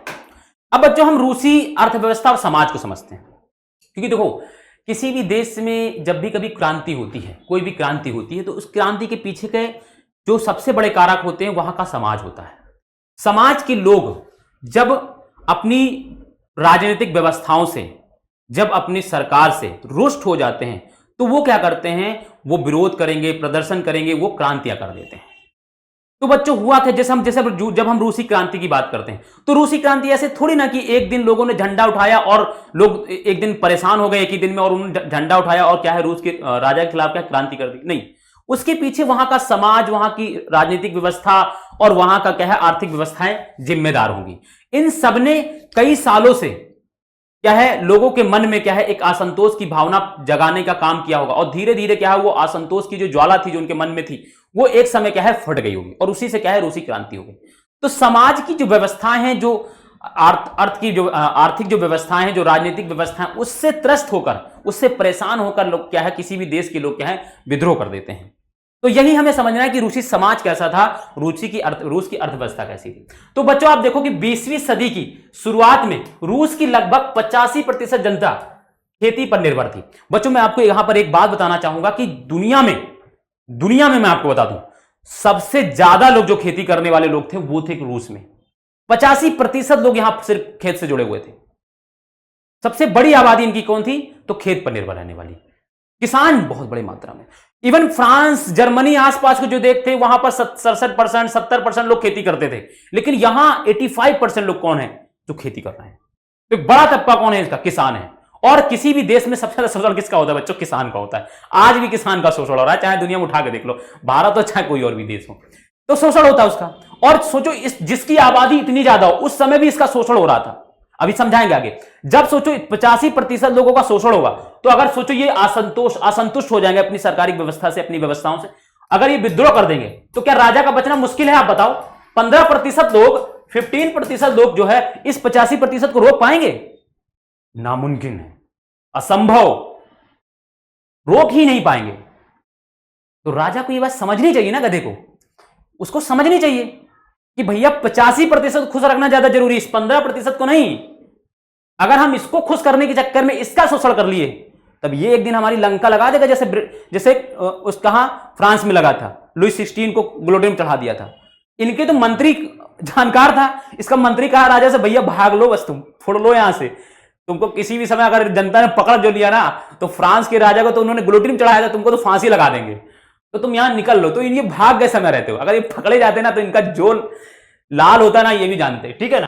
तो यही चीज है। अब ये 15% को खुश करने के चक्कर में इस 85% शोषण कर रहे हैं। लेकिन इस बेवकूफ को समझना चाहिए कि भाई हमें इसको खुश करना चाहिए, ये खुश हो जाएगा ना तो ये 15% हमारा कुछ नहीं कर पाएंगे, क्योंकि जब भी कोई बात होगी तो ये हमारे साथ खड़े होंगे। लेकिन ऐसा राजा लोग कहां करते, राजा लोग को तो समझ में नहीं आता, क्योंकि उनके मंत्री उनको चला रहे होते हैं। चलो आगे चलते हैं। रूसी साम्राज्य के किसान अपनी जरूरतों के साथ साथ बाजार के लिए भी पैदावार करते थे। यानी अब सोचो 85% लोग किसान हैं, तो उत्पादन तो होगा ही ना होगा। अब जब उत्पादन होगा तो इतना ज्यादा उत्पादन होता था कि ये पूरे वर्ल्ड में अपना क्या है, अनाज का निर्यात करते थे, पूरा अनाज बेचते थे ये, ठीक है। तो क्या है, रूस अनाज का एक बड़ा निर्यातक था, अनाज का निर्यात भी करते थे। दूसरा, उद्योग बहुत कम थे। मैंने आपको बताया था कि 1900 तक आते आते, लगभग 1904 या 1909 तक आते आते क्या है, इनके यहां औद्योगिक क्रांति की शुरुआत नहीं हुई थी। 1909 तक आते आते इनके यहां बस कुछ शहर जैसे मॉस्को, पिट्सबर्ग, सेंट पिट्सबर्ग, यहां आपको उद्योग मिलेंगे, लेकिन बाकी जगह पर, बाकी शहर में इनके यहां उद्योग नहीं थे, तो इसलिए इनके यहां औद्योगिक क्रांति नहीं आई थी। देखो, लेकिन सेंट पिट्सबर्ग और मॉस्को प्रमुख उद्योग इलाके थे। मैंने समझाया आपको, यही दो ऐसे शहर थे। कारखाने 1890 के दशक में चालू हुए थे। ये कौन से कारखाने, तो यही मॉस्को और सेंट पिट्सबर्ग में। जब रूस के रेल नेटवर्क को फैलाया जा रहा था, ठीक है, जब फैलाया जा रहा था तभी की बात है। ज्यादातर कारखाने उद्योगपतियों की निजी संपत्ति थे, जहां काम की दशाएं बेहद खराब थी। मैंने आपको बताया कि जो उद्योग थे होते थे वहां पर निजी संपत्ति होती थी, तो वहां पर लोग जो है अपने लाभ के चक्कर में क्या है मजदूरों का शोषण करते थे। वहां की जो काम की करने की जो दशाएं जो परिस्थितियां हैं वो खराब होती थी, किसी तरीके कंपनसेशन नहीं, कोई भी छुट्टियां नहीं, 16-16 घंटे काम कराना, उनका पूरी तरीके से मजदूरों का शोषण होता था। तो ये व्यवस्था थी।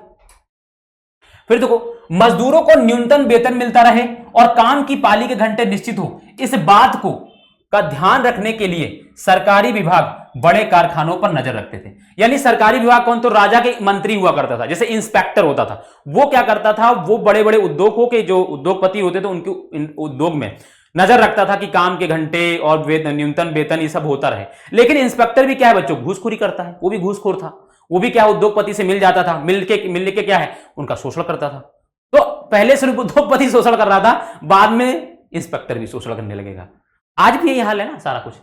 तो लेकिन फैक्ट्री इंस्पेक्टर भी नियमों के उल्लंघन को रोक पाने में नाकाम थे। क्यों कामयाब थे? नाकामयाब क्यों थे? क्योंकि वो भी शोषण में लगे हुए थे, वो भी है ना, टंटन गोपाल वाला काम चल रहा था। अब देखो, कारखानों में मजदूर आमतौर पर 10 से 12 घंटे की पालियों में काम करते। सोचो 10-12 घंटे काम करना, दिन का आधा घंटा आप काम ही कर रहे हो, 24 घंटे में आप 12 घंटे काम कर रहे हो, और उसमें वेतन बिल्कुल कम है ही नहीं, ना के बराबर वेतन आपको दिया जा रहा है। चल रही बात, समझ रहे हो? चलो, अब मजदूर की क्या दशा थी? तो बच्चों देखो, सामाजिक स्तर पर मजदूर बटे इसलिए भी थे क्योंकि मजदूर, कोई अमीर मजदूर है, कोई गरीब मजदूर है, वो छोटे छोटे तब इंडस्ट्री में काम कर रहा है, कोई ठेला लगा रहा है, कोई अलग मिस्त्रीगिरी काम कर रहा है, तो इस तरीके से बटे हुए थे। अब देखो, कुछ मजदूर अपने मूल गांव के साथ अभी भी गहरे संबंध बनाए हुए थे। जैसे बच्चों, जब हम मजदूर की बात करते हैं, मजदूर है कौन बच्चा? आप बताओ, मजदूर कौन है? शहर में मजदूर कौन है? तो शहर में मजदूर वो है जो गांव में कुछ काम नहीं था, गांव में किसी तरीके का रोजगार नहीं था, तो काम की तलाश में गांव से लोग क्या है शहर आ गए, और जो गांव से शहर आए काम की तलाश में, वही मजदूर बन गए। वही कोई मिस्त्री है, कोई गारा ढोने वाला व्यक्ति है, कोई रेहड़ी लगाने वाला व्यक्ति है, कोई अलग अलग इस तरीके से, कोई रिक्शा चला रहा है, कोई इंडस्ट्री में काम कर रहा है, तो ये क्या है? सब मजदूर है, मजदूर है। अब ये कहां से है? गांव से। अब कुछ लोग ऐसे होते हैं जो गांव से हमेशा कनेक्ट रहते हैं, मतलब अगर वो आएंगे शहर में काम करेंगे, काम करने के बाद क्या होगा, अपने जब तक काम, जैसे ही उनको 4-5 दिन की या कुछ महीने में या किसी त्योहार की छुट्टी मिलेगी, तो फिर से क्या है शहर से क्या है अपने गांव चले जाएंगे। तो वो कनेक्ट हैं, वो गहरे संबंध बनाए हुए, वो स्थायी रूप से अभी शहर में आके नहीं बसे, उनका संबंध अभी गांव से है। यानी 30 त्योहार या कुछ छुट्टियों में क्या है वो गांव जाते हैं, आराम से वहीं रहते हैं। लेकिन कुछ लोग ऐसे हैं जो गांव से आए और उन्होंने परमानेंट अपना घर यहीं बना लिया, शहरों में ही बना लिए, अब वो गांव नहीं जाते। तो इस तरीके की दो दशाएं हो जाएंगी। तो बहुत सारे मजदूर स्थायी रूप से शहरों में ही बस चुके थे, ये भी समझ में आ गया। अब बच्चों फिर क्या है, अब देखो, मजदूरों के बीच योग्यता और दक्षता के स्तर पर भी काफी फर्क था। बिल्कुल भाई, कोई मजदूर है तो कोई पेन चलाने वाला काम कर रहा है, तो उनमें योग्यता के आधार पर तो होगा ही होगा, योग्यता और दक्षता के आधार पर क्या उनमें काफी फर्क था। 1914 में फैक्ट्री मजदूरों में औरतों की संख्या 31% थी। फैक्ट्री में सोचो, 1914 में फैक्ट्री में 31% क्या है महिलाएं काम कर रही। लेकिन महिलाओं के साथ क्या शोषण होता था? तो महिलाओं के साथ शोषण यह था कि उनको बहुत कम सैलरी दे, पुरुषों की अपेक्षा क्या है उनको बहुत कम सैलरी दी जाती थी, ठीक है। लेकिन उन्हें पुरुष मजदूरों से के मुकाबले कम वेतन मिलता था। कम वेतन मिलता था, कितना कम? तो आधे से 3/4 तक। यानी अगर 100 मिल रहा है, 100 का 50, उसका भी 3/4, यानी 50 का 3/4, 50 का 3/4 मिलता था, यानी और कम कर दो, समझ लो। तो बच्चों क्या है, ये इनको सैलरी मिलती थी। तो सोचो इतनी कम वेतन, इनके साथ इतना अलग ही अत्याचार था। अब ग्रामीण क्षेत्र का समाज कैसा था रूस का, ये भी समझ लेते हैं। देहात की ज्यादातर जमीन पर किसान खेती करते थे। मैंने क्या बताया, 25% लोग क्या है किसान ही थे इसमें, रूस में, ठीक। लेकिन विशाल संपत्तियों पर सामंतों, राजशाही और ऑर्थोडॉक्स चर्च का कब्जा था। लेकिन जमीन किसकी थी? ज्यादातर जमीन किसान को, लोग खेती कर रहे थे लेकिन वो अपनी खुद की जमीन पर नहीं, वो किसान, सामंतों, बड़े बड़े राजशाहियों, चर्च की जो जमीन होती थी उन पर क्या है कर रहे थे, ठीक है। तो जमीन किनकी थी? उनकी थी। अब किसान सामंतों और नवाबों का बिल्कुल सम्मान नहीं करते थे, बिल्कुल सम्मान नहीं करते थे। सामने से जा रहे हैं तो नमस्कार भी नहीं करना, है ना, और बल्कि आंखें और दिखाएंगे, तुम ही हो जो हमारा शोषण कर रहे हो, तुम ही जमीन कब्जियाए हो, रुक जाओ, समय आने दो, सारी जमीन तुमरे छीन ले भाई, रुको। देख कैसे और कहते थे। ठीक है, रूस के किसान चाहते थे कि नवाबों की जमीन छीनकर किसानों के बीच बांट दी जाए। देखो मैंने कहा ना, ये इनका यही कहना था, मतलब इनका मन था भाई कि बस कुछ दिन और रुक जाओ, तुम ले लो मजे, जितना लेना ले लो, लेकिन एक दिन तो सब संपत्ति तो हम ही लेंगे, हम ही तुम्हारी संपत्ति सारी छीन लेंगे, कब्जा कर लेंगे। तो वही सोचते थे, रूस के किसान चाहते थे कि नवाबों की जमीन छीनकर किसानों के में बांट दी जाए। और यही होता है जब समाजवादी क्रांति, जब लेनिन क्या करता है, सब सत्ता पर आता है तो क्या करता है, वो अप्रैल थीसिस में ये कहता है ना कि जमीनों को छीन कर क्या किसानों में बांट दो। तो जब उसकी सत्ता आती है तो क्या करता है, सारी जमीन जो किसानों सामंतों से छीन कर क्या किसानों को दे दी जाती है। यहां के किसान समय समय पर सारी जमीन को, अब हाँ यहां पर एक सिस्टम था जिसको कम्यून सिस्टम बोला था, मीर सिस्टम। ये क्या होता था, जो किसान थे जिनकी अपनी खुद, जो किसान जिनके पास खुद की अपनी जमीन होती थी, वो क्या करते थे, अपनी साल के एक दिन क्या करते थे, अपनी सारी जमीन क्या है, एक कम्यून, एक मीर नामक एक सिस्टम हुआ करता, उसको दे देते थे। और कम्यून क्या है, फिर से दोबारा क्या है, सारी जमीन को क्या है, सब में क्या है, बराबर बांट देता था। तो यही समाजवाद का विचारधारा है कि जब संपत्ति जो है वो सब में बराबर बांट देना क्या है, यही समाजवाद है। तो यहां के किसान समय समय पर सारी जमीन को अपने कम्यून को सौंप देते थे और फिर कम्यून ही प्रत्येक परिवार की जरूरत के हिसाब से किसानों को जमीन बांटता था। जैसे समझो, जैसे बच्चों एक चीज समझो, जैसे आपने साल भर काम किया और संपत्ति आपने अर्जित कर ली। अब आपके यहां समाजवाद, तो आप क्या करते थे, सारे के लोग आते थे, सब लोग अपनी संपत्ति कम्यून को दे देते थे। उसके बाद कम्यून, अब मान लो किसी परिवार में 5 लोग हैं और किसी के परिवार में 3 लोग हैं, तो 5 लोगों को ज्यादा संपत्ति चाहिए, तीन लोग के परिवार को कम संपत्ति चाहिए, तो परिवार के हिसाब से क्या है, फिर से क्या है, सारी संपत्ति को लोगों में बांट दिया जाता था। ठीक है, तो यह बात याद रखना है। रूस में समाजवाद, अब रूस में समाजवाद क्या है बच्चों, कैसे आया, तो इसमें बच्चों समझो, 1914 से पहले रूस में सभी राजनीतिक पार्टियां गैर कानूनी थी, सभी गैर कानूनी, क्योंकि राजा ने इनको डरा धमका रखा था, राजा किसी को संगठन बनाने नहीं देता था, तो कैसे आप बना लोगे। 1914 से पहले तक ये तो सारा सिस्टम था, जो भी पार्टियां बनी भी थी वो गैर कानूनी थी। अब देखो, मार्क्स के विचारों को मानने वाले समाजवादियों ने 1898 में क्या है, एक पार्टी बनाई जिसका नाम था Russian social democratic worker party. क्या पार्टी का नाम था, Russian social democratic worker party, Russian social democratic, है ना, डेमोक्रेटिक वर्कर पार्टी। अब देखो, एक तो रशियन बनाई गई, दूसरा मार्क्सवाद कौन है, तो समाजवाद को मानने वाले सोशल हो जाएगी, और क्या है, डेमोक्रेटिक वर्कर, क्योंकि वर्कर कौन है, तो मजदूरों की तो आधार बनाते हैं ना। समाजवाद किसको आधार बनाता है, क्रांति का आधार कौन है समाजवाद के लिए, तो मजदूर, तो मजदूरों के लिए की पार्टी होगी वर्कर पार्टी। देखो, रूसी सामाजिक लोकतांत्रिक श्रमिक पार्टी, ठीक है, इनका पूरा विचारधारा इसी पार्टी में दिख रहा है आपको, इसी पार्टी में दिख जाएगा। सामाजिक विचारधारा थी, समाज में सभी बराबर होने चाहिए, बराबर होंगे तो लोकतांत्रिक व्यवस्था होगी, और कौन, तो श्रमिकों को आधार बनाते थे ये अपनी विचारधारा में, क्योंकि इनका मानना था कि श्रमिक ही क्रांति करेंगे एक दिन। और पार्टी का गठन किया कब, 1898 में। तो क्या नाम था, Russian social democratic worker party, Russian social democratic worker party, याद हो जाना चाहिए कब बनी थी, 1898 में। ठीक है, अब देखो, सरकारी आतंक के कारण इस पार्टी को गैर कानूनी संगठन के रूप में काम करना पड़ता था, इसको भी क्या है, काम करना पड़ता था।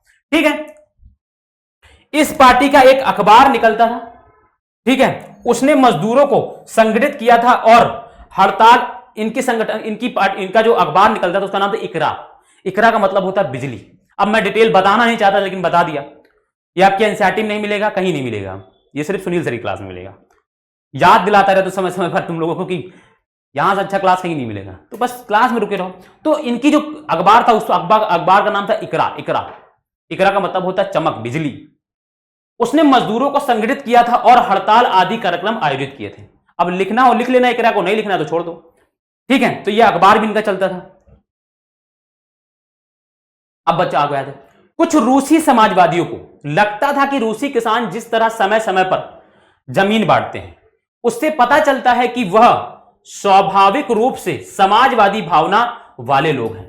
क्यों, कम्यून और मीन सिस्टम के तहत क्या किया जा रहा था, तो कम्यून के तहत क्या किया था, सारे के सारे जो किसान थे वो अपनी संपत्ति, साल भर जितनी संपत्ति कमाते थे वो सारी संपत्ति और जमीन क्या है, वो कम्यून को सौंप देते थे। कम्यून क्या करता था, लोगों की परिवार की जरूरतों के हिसाब से क्या फिर से लोगों में संपत्ति बांट देता था।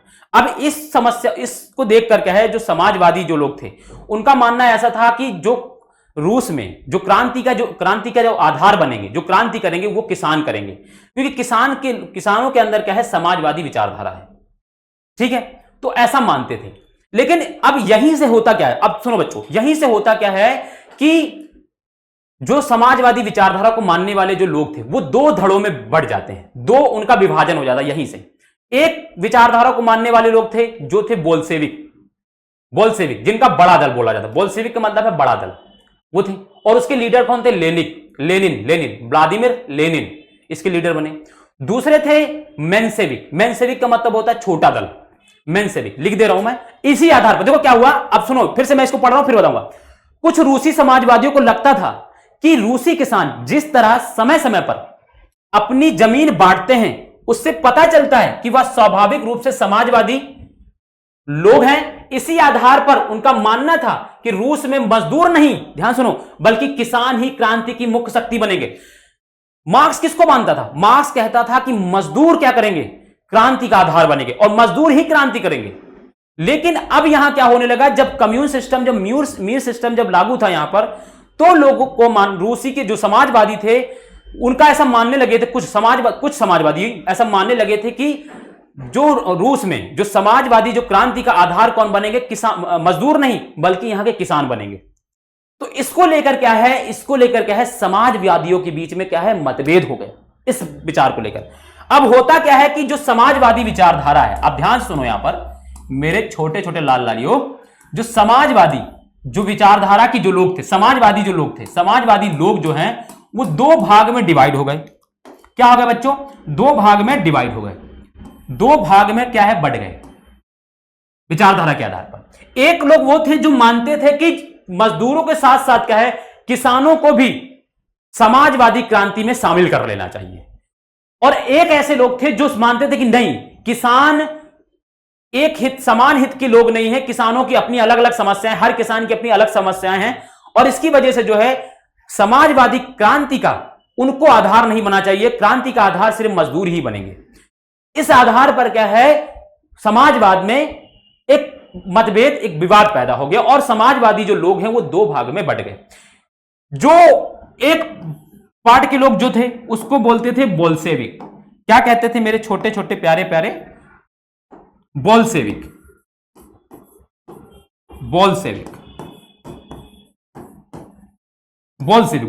का मतलब होता है बड़ा दल, बोल्शेविक का मतलब होता है बड़ा दल। और इस दल का लीडर कौन थे, इसके लीडर कौन थे, बोल्शेविक के लीडर कौन थे, तो व्लादिमीर लेनिन। ऐसे बना लेना बच्चों, तो कौन थे, तो व्लादिमीर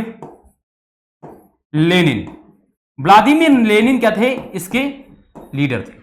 दूसरा जो ग्रुप बना वो था मेंशेविक बच्चों, इसका मतलब होता है छोटा दल, और इसके जो लीडर थे वो तक अलेक्जेंडर केरेंस्की। आप अलेक्जेंडर मत याद रखो, बस आप केरेंस्की याद रखो। इसके लीडर कौन थे, उसका लीडर का नाम था केरेंस्की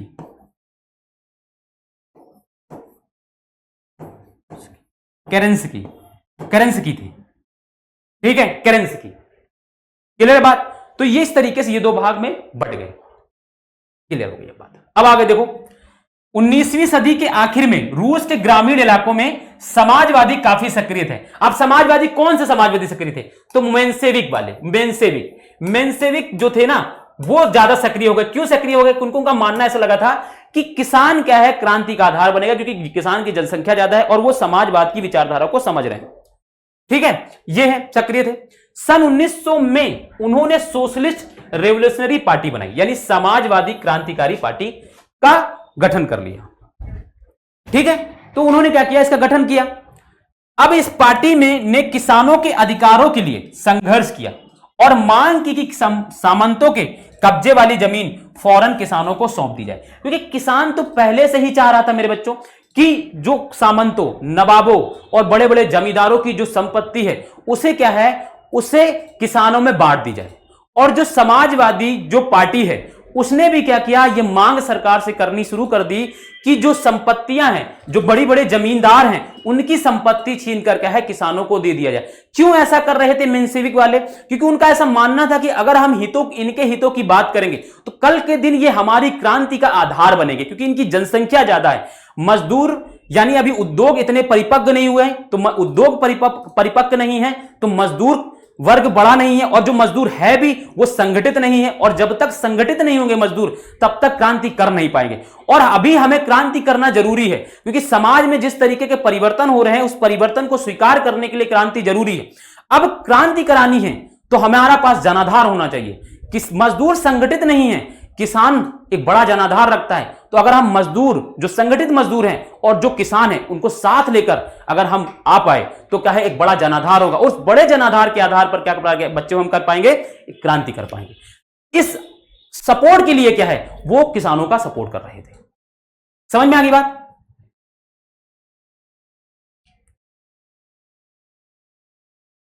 अब देखो, मैंने आपको मेंशेविक और बोल्शेविक का विवाद समझा दिया है, अभी मैं यहां पर पढ़ दे रहा हूं। तो बोल्शेविक और मेंशेविक के बीच विवाद यही था, क्योंकि बोल्शेविक वाले लोग कहते थे कि नहीं भैया, मार्क्स जो है ना, कार्ल मार्क्स जो है वो सच्चा मार्क्सवादी है, और उसे क्या करना चाहिए, उसे किसान को शामिल नहीं करना है। और मेंशेविक कहते कि नहीं, किसान शामिल होना चाहिए। इसको लेकर क्या है, विवाद हो जाते हैं दोनों में। तो अब देखो, किसानों को साथ लेकर क्रांति के मामले में सामाजिक लोकतंत्रवादी खेमा समाजवादी क्रांतिकारियों से सहमत नहीं था।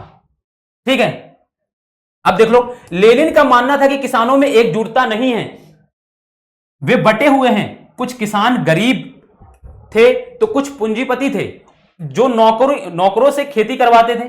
इन आपसी विभेदों के चलते वे सभी समाजवादी आंदोलन का हिस्सा नहीं हो सकते। इसीलिए तो लेनिन कह रहा था, क्योंकि इनके बीच में खुद ही विवाद है, इनके खुद ही हित अलग अलग हैं, और जब संगठित नहीं है तो ये हमारी क्रांति का आधार क्या बनेंगे? खुद तो संगठित नहीं है और हमारे लिए क्या आधार बनेंगे? ठीक है, इसलिए। और मेंशेविक को क्या मानना था कि पार्टी में सभी को सदस्यता दी जानी चाहिए। इन्हीं चीज को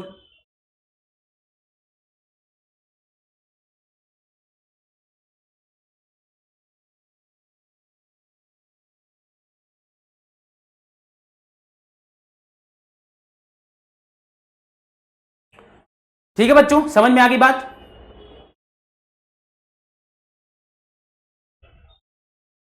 तो ये देख लो, व्लादिमीर लेनिन और ये केरेंस्की है। देख लो कितने डेंजर लग रहा है, और ये थोड़ा सा चार्म टाइप का व्यक्ति नहीं होता जो, वैसा लग रहा है ना, स्मार्ट चॉकलेटी बॉय, और ये खड़ूस टाइप का लग रहा है ना। तो ये व्लादिमीर लेनिन है और ये केरेंस्की है। तो देख लो इन दोनों को, दोनों ही रूसी क्रांति के सबसे बड़े आधार हैं, आधार स्तंभ की तरह थे।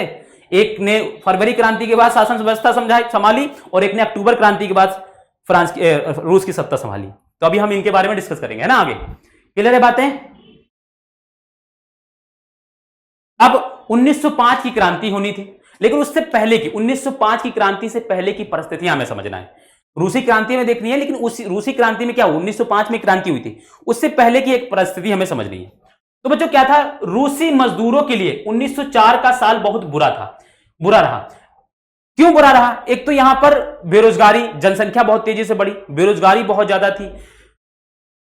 बात यह भी थी, इसी समय रूस जो है जापान से युद्ध कर रहा था। रूस जो है इसी समय जापान से युद्ध कर रहा था। जापान से 1904 में क्या किया था, जापान ने क्या है, रूस के एक क्षेत्र मंचूरिया, ये मंचूरिया बच्चों वो आप लोग जो खाते हो वो मंचूरिया नहीं है, मंचूरिया पर क्या है हमला कर दिया, रूस के क्षेत्र मंचूरिया पर। और रूस क्या है अपनी सेना लेकर बचाव के लिए गया। और सबसे बड़ी बात बच्चों क्या है, रूसी साम्राज्य जो है इस छोटे से जापान से हार गया, छोटे से जापान देश से हार गया। इससे क्या हुई, रूसी साम्राज्य की जो पोल थी ना वो खुल गई, क्योंकि लोग समझते थे कि रूसी साम्राज्य इतना बड़ा साम्राज्य है और वो खूब शक्तिशाली साम्राज्य है, लेकिन जब वो जापान से हारा तो उसकी शक्ति का जो है पोल खुल गई। इसके बाद देखना लोग क्रांति पे क्रांति करते हैं, राजा क्रांति संभालते संभालते परेशान हो जाता है, फिर आखिर में 1917 में भाग जाता है। तो इसी समय क्या हुआ, जब रूस से हमला हुआ और रूस से जब लड़ रहा था तो क्या हुआ, इस यहां पर महंगाई बढ़ गई बहुत ज्यादा। ठीक है, अब देखो जरूरी चीजों की कीमतें इतनी तेजी से बढ़ी कि वास्तविक वेतन में 20% तक की गिरावट आ गई। भाई आप एक चीज समझो, महंगाई कब बढ़ जाती है? महंगाई तब बढ़ेगी, एक तो लोगों को काम भी ना हो, तो लोगों के पास जब पैसा ही नहीं तो उनको महंगा, हर चीज महंगा लगेगा। लेकिन एक है काम मिल रहा है, लेकिन बच्चों क्या है, वेतन मिल रहा है लेकिन वेतन बहुत कम है, वेतन कम है और प्राइस ज्यादा है, तो महंगाई बढ़ जाएगी। ठीक है, अब देखो, जब 1904 में ही गठित की गई असेंबली ऑफ रशियन वर्कर के 4 सदस्यों को नौकरी से हटा दिया गया, तो मजदूरों ने आंदोलन छेड़ने का ऐलान कर दिया। यानी एक तो बेरोजगारी वैसे ही थी, मजदूर वैसे ही परेशान था, और हुआ क्या कि जो असेंबली ऑफ रशियन वर्कर, जो एक इंडस्ट्री थी, एक उद्योग था, उसने क्या किया, 4 मजदूरों को हटा दिया। अब जब निकाल दिया तो फिर और मजदूर गुस्सा गए, और उन्होंने क्या किया, अगले ही दिन मजदूर क्या है, सेंट पीटर्सबर्ग के सामने क्या है, खड़े हो गए जाके। अगले कुछ ही दिनों के भीतर सेंट पीटर्सबर्ग के 1,10,000 से ज्यादा मजदूर काम के घंटे घटाकर 8 घंटे किए जाने, वेतन में वृद्धि और कार्य स्थितियों में सुधार की मांग करते हुए हड़ताल पर चले गए। अब बच्चों इसमें क्या होता है, इसमें महिलाएं, पुरुष सब जो है ना, काम हड़ताल पर चले जाते हैं। सब क्या है, मजदूरी जो है उद्योगों से निकल निकल कर क्या है, रोड पर आ गए। ठीक है, अब हुआ क्या, इसी दौरान क्या हुआ, जो राजा था, राजा का महल, राजा ने क्या किया, अपने यहां जो, देखो इसी दौरान पादरी गेपॉन के नेतृत्व में, कौन नेतृत्व में, मजदूरों के जुलूस पर जार के महल के सैनिकों ने क्या किया, हमला बोल दिया। जैसे उसने किया था फ्रांस के राजा ने, लुई 16 ने, है ना, लुई 16 ने भी तो यही किया था, वहां पर बाहर जो महिलाएं खड़ी थी उनके ऊपर क्या हमला करवा दिया। ऐसे इसने भी क्या किया, अपने यहां जो मजदूरी, जो जनसभा निकाल रहे थे, जो जुलूस निकाल रहे थे, जो आंदोलन कर रहे थे, जो विरोध कर रहे थे, जो प्रदर्शन कर रहे थे, उन पर क्या है, सैनिकों से हमला करवा दिया। अब उस हमले में क्या हुआ, काफी लोग मारे गए, और दिन था शनिवार का बच्चों, दिन था सॉरी, बहुत बड़ी अपराध हो गया हमसे, शनिवार बोलती है, रविवार। इस डेट को भूल जाऊंगा, इस दिन को भूल जाऊंगा तो भाई बड़ा कष्ट हो जाएगा इस चैप्टर में। खूनी रविवार जिसको बोलते हैं, रविवार का दिन था, छुट्टी का दिन था, और लोग वैसे भी छुट्टी मना ही रहे थे। राजा ने क्या किया, उस छुट्टी को भंग कर दिया, और इसने क्या किया, इस घटना में 100 से ज्यादा मजदूर मारे गए और लगभग 300 घायल हुए। इसी इतिहास में इस घटना को खूनी रविवार के नाम से जाना जाता है। ठीक है ना, खूनी रविवार के बाद से क्या हुआ, इसमें तो 100 से ज्यादा लोग मारे गए। जब क्या हुआ, राजा ने हमला करवा दिया सैनिकों से, तो उसमें जो बहुत भीड़ लगी थी, जो प्रदर्शन कर रहे थे, उसमें क्या है, 100 से ज्यादा लोग मारे गए, 300 से ज्यादा लोग घायल हुए, और वो जिस दिन घायल हुए दिन रविवार का था, इसलिए इसको क्या बोलते हैं, खूनी रविवार। और इसी घटना से बच्चों, इस खूनी रविवार की घटना से क्या है, 1905 की क्रांति क्या है, रूस में शुरू हो जाती है। 1905 से क्या है, रूस की क्रांति क्या है, इसी घटना से क्या है, रूस की क्रांति, 1905 की जो क्रांति है रूस में, वो शुरू हो जाती है। तो अब देखो 1905 की क्रांति, अब देखो 1905 की क्रांति की शुरुआत खूनी रविवार की घटना से हुई। इसी दिन से लोग अग्रेसित हो गए, लोग उग्रसित हो गए, लोग आक्रोशित हो गए, लोग उग्र हो गए, लोगों ने बस तोड़ना फोड़ना शुरू कर दिया। जो मिले सरकारी विभाग का, जो मिले राजा का व्यक्ति, मारो पीटो भगाओ शुरू हो गया। सारे देश में हड़ताल, ये भैया टाइपराइटर, हड़ताल होने लगी। सारे देश में क्या हड़ताल होने लगी, विद्यालय बंद कर दिए गए, लोगों ने विद्यालय से जाना बंद कर दिया, सब कुछ सारा कार्य संचालन बंद कर दिया गया। वकीलों, डॉक्टरों, इंजीनियरों और अन्य मध्यवर्गीय कामगारों में संविधान सभा के गठन की मांग करते हुए यूनियन ऑफ यूनियंस की स्थापना कर ली। एक इन्होंने क्या है कि यूनियंस ऑफ यूनियंस, यानी लोगों की, जो मजदूरों की जो सभा थी, जो मजदूर लोग थे, उन्होंने क्या अपना एक संगठन बना लिया जिसको क्या बोलते हैं, यूनियन ऑफ यूनियंस। और इसने क्या किया, इन्होंने क्या है, एक मांग किसकी करने लगे, संविधान सभा की मांग करने लगे, जिसमें क्या है, जो देश के लिए संविधान बनाए। ठीक है, अब क्या हुआ, क्रांति के दौरान जार ने एक निर्वाचित परामर्शदाती संसद, और उनकी संसद क्या नाम था, ड्यूमा, संसद का नाम था ड्यूमा। आपसे पूछा जाता है, जैसे जर्मनी की संसद का नाम था राइक्सटैग, आप पढ़ोगे अगले चैप्टर में। ऐसे ड्यूमा किसका नाम है, ड्यूमा बच्चों, तो इनकी संसद का। और हमारे यहां संसद, हमारे यहां भी संसद है।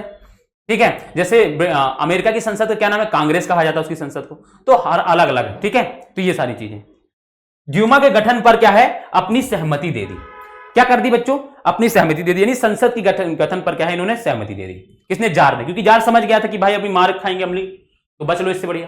तो जार ने क्या किया, और सुनो, जार ने सहमति दे दी, और जार ने सहमति देने के बाद क्या है, जब जो संसद गठित की गई, उस पहली जो संसद गठित की गई, उसे क्या है, जार ने मात्र क्या है 3 महीने में उसको क्या 3 महीने में ही उसको क्या, जार ने पहली ड्यूमा को क्या है, मात्र 75 दिनों के भीतर हटा दिया, बर्खास्त कर दिया। और दूसरी पुनर्निर्वाचित दूसरी ड्यूमा को क्या है 3 महीने के भीतर क्या है बर्खास्त कर दिया बच्चों।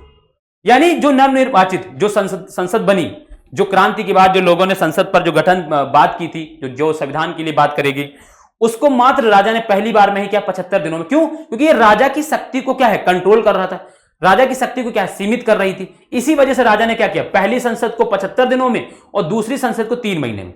और बच्चों जो पहली संसद गठित करने के बाद जो दूसरी संसद इसने बनाई भी थी, उसमें इसने अपने लोगों को ही क्या है बैठा दिया था, अपने लोगों को ही। जो बड़े बड़े जमींदार थे, जो चर्च के लोग थे, जो पादरी लोग थे, उन्हीं को क्या है अपने दूसरी संसद में उसने बैठाया और 3 महीने तक चली। उसके बाद क्या इसने उसको भी खत्म कर दिया। वह किसी भी तरह की जवाबदेही या अपनी सत्ता पर किसी तरह का अंकुश नहीं चाहता था। इस वजह से क्या किया उसने इसको खत्म कर दिया। क्लियर बात?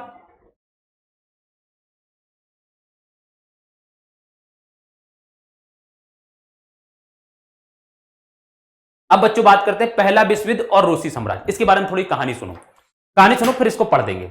ठीक है बच्चों, हुआ क्या कि 1914 में बाल्कन प्रदेश को लेकर क्या है विश्व युद्ध शुरू हो गया। मैंने आपको बताया था कि जब हम लोग फ्रांस की क्रांति पढ़ रहे थे तो फ्रांस क्रांति में हमने बताया था कि पूरे यूरोप के लिए सबसे बड़ा तनाव का जो केंद्र था वो था बाल्कन प्रदेश। बाल्कन प्रदेश पर जो उस समय यूरोप के जो बड़े बड़े शक्तिशाली जो देश थे, चाहे आपका फ्रांस हो, जर्मनी हो, इटली हो, या हम बात करें रूस हो या ब्रिटेन हो, ये सब जो है बाल्कन प्रदेश पर कब्जा करना चाहते थे।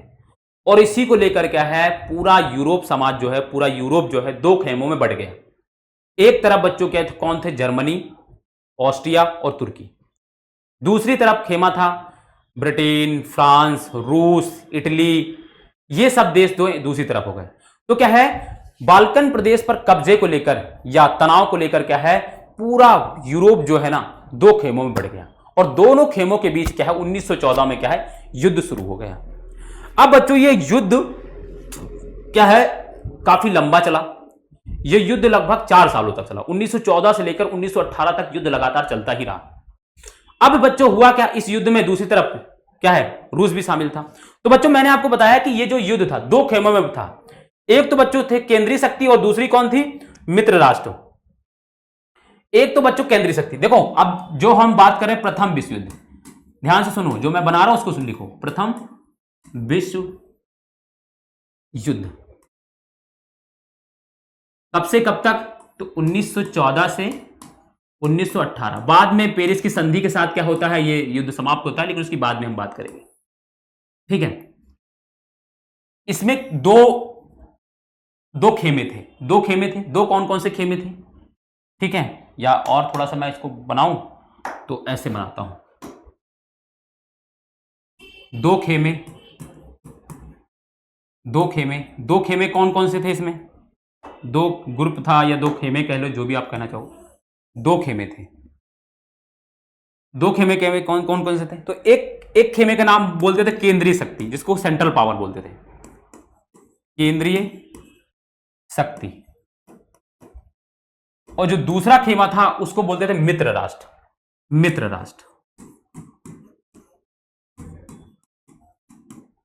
ठीक है, अब केंद्रीय शक्ति में कौन कौन शामिल थे, कौन कौन से देश थे, तो इसमें 3 देश थे। इसमें कौन थे बच्चों, 3 देश थे। कौन कौन से, तो जर्मनी सबसे बड़ा था, सबसे पावरफुल इसमें था। फिर ऑस्ट्रिया था, ऑस्ट्रेलिया नहीं बच्चों, ऑस्ट्रिया। और फिर इसमें एक और राज्य था तुर्की। ठीक है, ये 3 थे। मित्र राष्ट्र में बच्चों 3 मेजर थे, 3 बड़े थे। 3 कौन कौन से था, तो सबसे बड़ा ब्रिटेन पावरफुल, इसमें ब्रिटेन के साथ इसमें फ्रांस भी था, और इसमें एक जिसके बारे में हम पढ़ रहे हैं वो था रूस। ठीक है, और इसमें बाद में इटली भी जुड़ा, बाद में इसमें अमेरिका भी जुड़ा। 1917 में इसमें अमेरिका जुड़ गया। ठीक है, तो इस तरीके से, लेकिन इसको मत लिखो, आपकी एनसीईआरटी में नहीं दिया, नहीं तो आप लोग घबराने लगोगे, सर क्या लिख देते हो कभी कभी। तो ये जान लो, इटली भी था, बाद में एक और देश आ गया। तो बच्चों अब आप सोचो इसमें जनसंख्या किसकी ज्यादा है, कौन ज्यादा देश है इसमें, तो इसमें 4 देश ये है, 3 देश ये है। तो जीतेगा कौन बच्चों, जीतेगा कौन, तो जीतेगा मित्र राष्ट्र। तो हुआ क्या बच्चों, मित्र राष्ट्र जीता। लेकिन वो तो बात ही कहानी है। अब हुआ क्या, इसमें रूस शामिल है, तो हम रूस की कहानी समझेंगे। जब ये युद्ध हुआ शुरुआत में क्या है ना, रूस की जनता जो है ना रूसी साम्राज्य का जो है बहुत साथ दे रही थी। शुरुआत में ऐसा लगा कि युद्ध जो है रूस जीत जाएगा, रूस की ख्याति जो है बढ़ जाएगी, और इसीलिए रूस के लोगों ने क्या है रूस को, कि जार शासक को क्या है बहुत सपोर्ट किया युद्ध में। लेकिन क्या हुआ, धीरे धीरे युद्ध लंबा खिंचता चला गया। अब जब युद्ध लंबा खिंचता चला गया तो होगा क्या बच्चों, देश के जो भी काम करने वाले जो लोग हैं उनको क्या है युद्ध में झोंक दिया जा रहा है, उनको सेना में शामिल कर दिया जा रहा है। युद्ध की वजह से क्या हो रहा है, वहां पर महंगाई बढ़ जा रही है, क्योंकि खादान जो है ज्यादा ज्यादा किसानों को कहां, सैनिकों के पास जाया जा रहा है, तो उसकी वजह से क्या महंगाई बढ़ गई, बेरोजगारी बहुत ज्यादा, इस तरीके से क्या है समस्याएं क्रिएट होने लगी। दूसरी बात यह है कि और जब जार युद्ध लंबा खिंचने लगा तो जार ने क्या किया, जो निर्वाचित जो संसद थी उससे सलाह लेना बंद कर दिया, उससे डिमांड, उससे जो है किसी तरीके मशवरा लेना बंद कर दिया।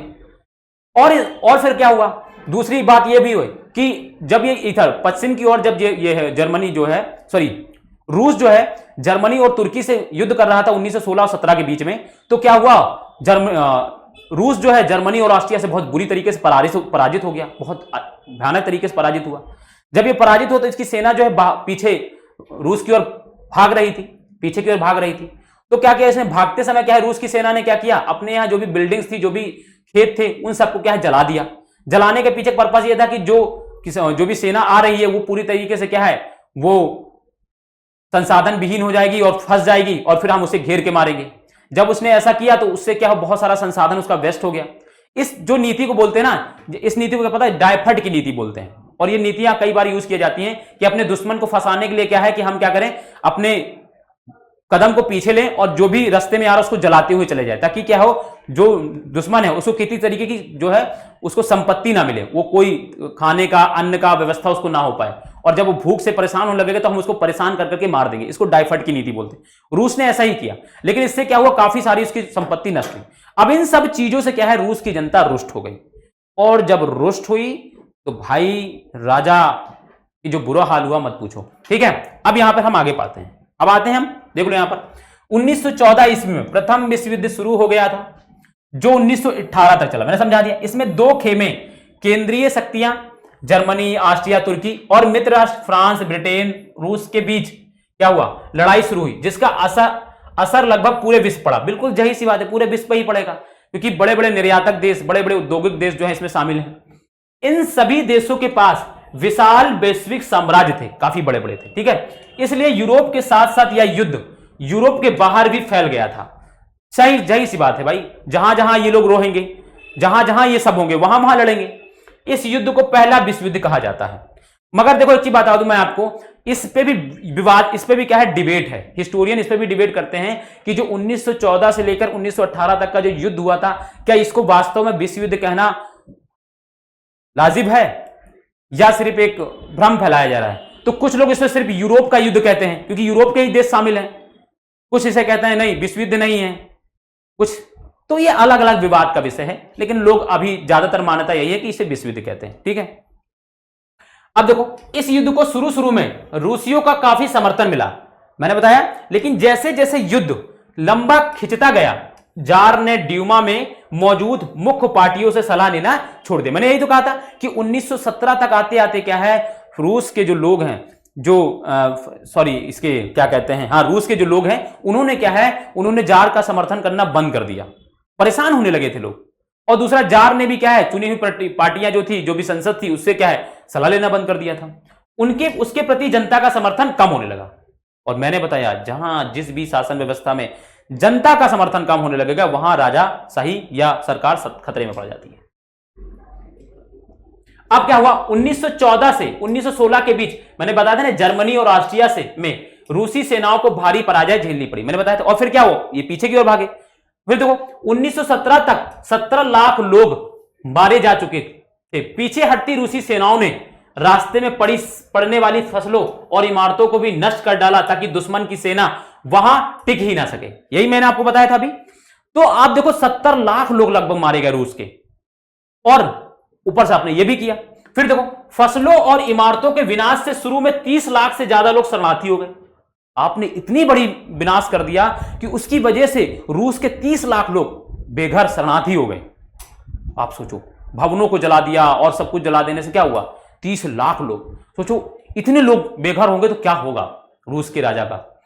इन हालात ने सरकार और जार दोनों को अलोकप्रिय बना दिया। इन सब हरकतों के वजह। मैंने बताया ना, ये ढंढन गोपाल थे एक नंबर के, इनको समझ ही नहीं आता था कि हम क्या कर रहे हैं, बस अपनी जान बची रहे, अपना स्वार्थ बचा रहे, बस अपना साम्राज्य बचा रहे, बाकी राज के लोग जो है भाड़ में जाए, जनता भाड़ में जाए, अपना काम बनता भाड़ में जाए जनता, वाली कहानी थी इनकी, है ना। तो यही काम था।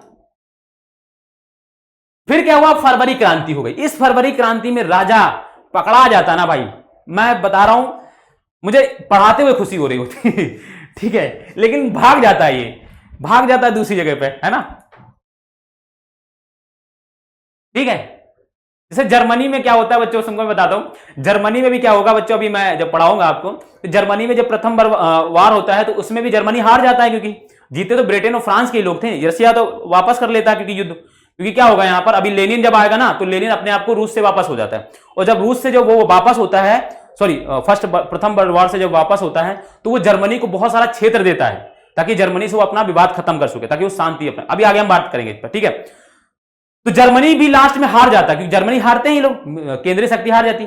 जर्मनी के राजा केसर विलियम द्वितीय भाग जाता हॉलैंड, देश छोड़कर भाग जाता हॉलैंड, क्योंकि उसको डर था कि अगर कहीं मैं पकड़ा गया तो ये ब्रिटेन के लोग जो है ना, और जो ये फ्रांस के लोग ना, जो हम पर नजर गड़ाए हुए हैं, ये हमको सूली पे चढ़ा देंगे डायरेक्ट। तो ऐसे जार निकोलस भी क्या भाग गया, इसको पता था कि अगर हम पकड़ा गए तो जो मार पड़ेगी ना हमारी, हम सुझा जाएंगे एक नंबर, ठीक है। तो फ्रांसीसी क्रांति के कारण क्या है बच्चों, अब कारण क्या देख लो। प्रथम विश्व युद्ध का लंबा खिंचना, मैंने आपको बताया था कि लंबा खिंचा, लोग शुरुआत में सपोर्ट कर रहे थे, लेकिन बाद में क्या हुआ, लोग पीछे हटने लगे, लोग सपोर्ट करना बंद कर दिए, रासपुतिन का प्रभाव बढ़ने लगा, ठीक है, रासपुतिन, ठीक है। सैनिकों का मगोबुर, शुरुआत में देखो कोई भी व्यक्ति हो, शुरुआत में सेना मनोबल बहुत बड़ा था, युद्ध में बहुत शामिल हो रही थी, लेकिन धीरे धीरे जो है ना किसान, जो सैनिक थे, वो उनको क्या, अपने लोगों की याद आने लगी, अपने परिवार की याद आने लगी, वो उनका मनोबल गिरने लगा, वो लड़ते लड़ते थक चुके थे, 4 साल से लगातार लड़ रहे हो भाई, क्या करोगे, पता चले सो रहे हो, बमबारी होने लगी, भागो ना, सही से सो पा रहे हो, ना सही से खा पा रहे हो, तो उनका मनोबल गिरने लगा था, और वो धीरे धीरे जो सेना जो है वो घर वापस जाने की सोच रही थी। शरणार्थियों की समय था, आपने देखा ना, 70 लाख लोग मारे गए थे, 30 लाख लोग घर की वजह से, जो इसने फसल जलाई इन्होंने, उससे शरणार्थी हो गए। अब वो शरणार्थी लोग क्या है, गुस्से में है कि नहीं है, जहां राजा मिलेगा वहीं पिट्टी देंगे ये लोग, तो ठीक है। खाद की कमी, उद्योगों का बंद होना, खाद की कमी तो हो ही जाएगी, आपने पूरी की पूरी फसल जला दी तो कमी तो होगी, और जब खाद की कमी होगी तो उद्योग बंद हो जाएंगे, उद्योग बंद हो जाएंगे, ठीक है। असंख्य रूसी सैनिकों की मौत होगी, 70 लाख से ज्यादा मौत तो जर्मनी और ऑस्ट्रिया से लड़ने समय हारी हुआ। जापान से उधर वेस्ट साइड लड़ रहे थे ये, वहां भी पराजित हो रहे थे बार बार, ये वहां भी लोग मारे जाते, करोड़ों के लोग संख्या में लोग मारे जा रहे थे। तो इन सब कारणों ने क्या कर दिया, फ्रांसीसी फरवरी जो क्रांति है उसको जन्म दे दिया। अब देखो फ्रांसीसी क्रांति घटनाएं क्या क्या थी। अब इसमें क्या हुआ, 22 फरवरी को फैक्ट्री में तालाबंदी, लोग गुस्सा आ गए, नहीं करेंगे काम, जब नहीं करेंगे काम तो क्या होगा, लोगों ने राजा को। फिर क्या है, 50 अन्य फैक्ट्री के मजदूरों की हड़ताल शुरू हो गई, ठीक है। हड़ताली मजदूरों द्वारा सरकारी इमारतों पर का घेराव किया जाने लगा। राजा को अब डरने लगने लगा कि लोग तो सड़कों पर आ गए, किसान सड़कों पर आ गए, शरणार्थी सड़कों पर आ गए, मजदूर जो उद्योग में काम कर रहे थे वो भी सड़कों पर आ गए हैं, और हमारे बाहर के सरकारी महलों को घेराव कर रहे हैं। फिर क्या हुआ, 25 फरवरी को राजा ने क्या किया, ड्यूमा को बर्खास्त कर दिया, खत्म ही कर दिया उसने। अब क्या हुआ, 27 फरवरी को लोग और गुस्सा गए, जब उन्होंने राजा ने ड्यूमा को बर्खास्त कर दिया तो राजा और गुस्सा गए लोग कि भैया हमारे द्वारा चुने हुए लोगों को तुम बर्खास्त करोगे, रुको सरो ही बताते हैं तुमको। फिर क्या हुआ, 27 फरवरी को प्रदर्शनकारियों ने सरकारी इमारतों पर कब्जा कर लिया, लूटो खाओ, जहां मिले वहीं कब्जा, क्योंकि लोगों उनको समझ में आ गया अब सिपाही एवं मजदूरों का संगठन सोवियत का संगठन गठन। अब एक चीज समझा लो, बार बार यहां पर एक शब्द आएगा सोवियत, तो आप पूछते हो, सोच रहे हो सर सोवियत होता क्या। तो बच्चों सोवियत में कौन लोग थे, सोवियत में किसान और प्लस सैनिक दोनों को मिलाकर जो एक संगठन होता था ना उसको सोवियत बोलते थे, ठीक है ना। दोनों को मिला प्लस कर दो तो उसको क्या बोलते थे, सोवियत। तो ये आपकी एनसीईआरटी में बार बार सोवियत शब्द आएगा। तो सोवियत क्या है बच्चों, जिसमें किसान और सैनिक दोनों ही शामिल हैं। और इस सोवियत को जो लीड करने वाले लोग थे वो थे कौन थे, बोल्शेविक थे, बोल्शेविक इसको, ठीक है, सैनिक। समझ में आ गई बात, पर कब्जा कर लिया सिपाही मजदूर संगठन सोवियत। अब देखो 2 मार्च सैनिक कमांडर की सलाह पर जार का गद्दी छोड़ना, जो यहां का सैनिक कमांडर था उसने कहा कि देखो राजा, बचना है और अगर जार बचानी है तो गद्दी छोड़ दो और यहां से फरार हो लो, क्योंकि समय हमारे अनुकूल नहीं है। अगर हम पकड़ा गए ना तो यहां तो ग्लोटीन भी नहीं है कि हमको तुरंत फांसी चढ़ा दे, लोग चौराहे पर लटका के बेल्ट से मारेंगे तुमको, इतना गुस्सा है। तो भैया सबसे बढ़िया बात यही है कि गद्दी छोड़ो, उनको बनाने दो लोकतांत्रिक सरकार, संसदीय प्रतिनिधित्व वाली सरकार, और हम राजशाही छोड़ो, तुम यहां निकलो पहले, मैं बाकी बात संभाल लूंगा। तो राजा फुर्र हो गया, निकल लिया राजा। अब फरवरी क्रांति के प्रभाव क्या हुआ, राजा निकल गया तो हुआ क्या, अब सोवियतों ने क्या है पूरे सिस्टम पर कब्जा कर लिया। अब जब कब्जा कर लेंगे तो क्या है, अपनी सरकार बनाएंगे। तो यहां पर सरकार, और एक चीज समझो बच्चों, एक चीज ये भी समझना है कि हुआ क्या था कि जब फरवरी क्रांति हुई थी ना, इस फरवरी क्रांति में क्या है, से पहले जो लेनिन था, जो बोल्शेविक था, लेनिन को क्या है इन्होंने भगा दिया था। जार ने क्या है 1914 में जो फर्स्ट वर्ल्ड वॉर शुरू हुआ, तो फर्स्ट वर्ल्ड वॉर में क्या है लेनिन जो है भाग गया कहां, जर्मनी।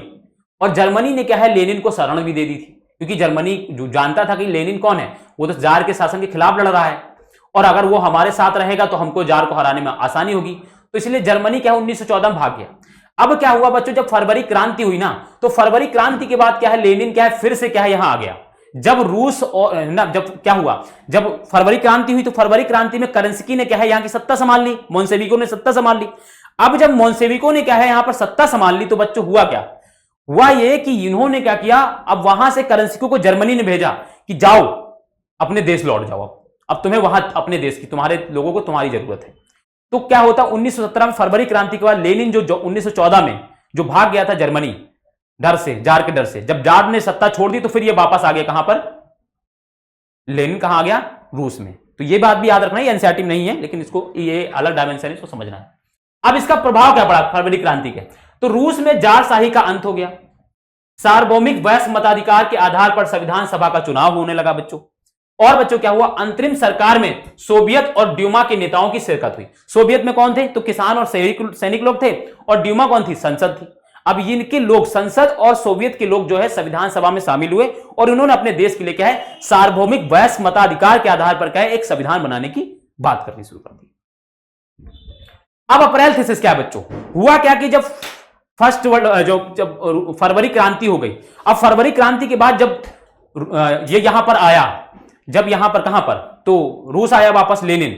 अब लेनिन ने क्या किया बच्चों, लेनिन ने क्या किया, क्योंकि करंस्की ने बात की थी कि युद्ध से वापस हो जाएंगे, लेकिन बाद में क्या हुआ, करंस्की जो है ना युद्ध में शामिल हो गया। मतलब 1917 में जार भाग गया, लेकिन क्या हुआ, राजा जो करंस्की था, करंस्की ने सत्ता संभाली और फिर वो क्या है, वो युद्ध में करने लगा, मतलब युद्ध में शामिल। लोग कह रहे हैं कि आप युद्ध से वापस ले लो, लेकिन इसने करंस्की ने क्या है युद्ध वापस नहीं लिया, और ये जर्मनी से और सारे मित्र राष्ट्र के साथ, मित्र राष्ट्र के साथ मिलकर क्या है वो क्या कर रहा है, जर्मनी से युद्ध कर रहा था। अब इससे भी लोग परेशान थे। दूसरा, करंस्की ने जैसा कि कहा था कि जब हमारी सरकार आएगी तो हम क्या करेंगे, जमींदारों और सबकी संपत्ति लेकर क्या करेंगे, किसानों में बांट देंगे, इसने ये भी नहीं किया। और लोगों की डिमांड ये थी कि जो बैंक है, जो उद्योग है, उनका राष्ट्रीयकरण कर दिया जाए, लेकिन इसने ये भी नहीं किया।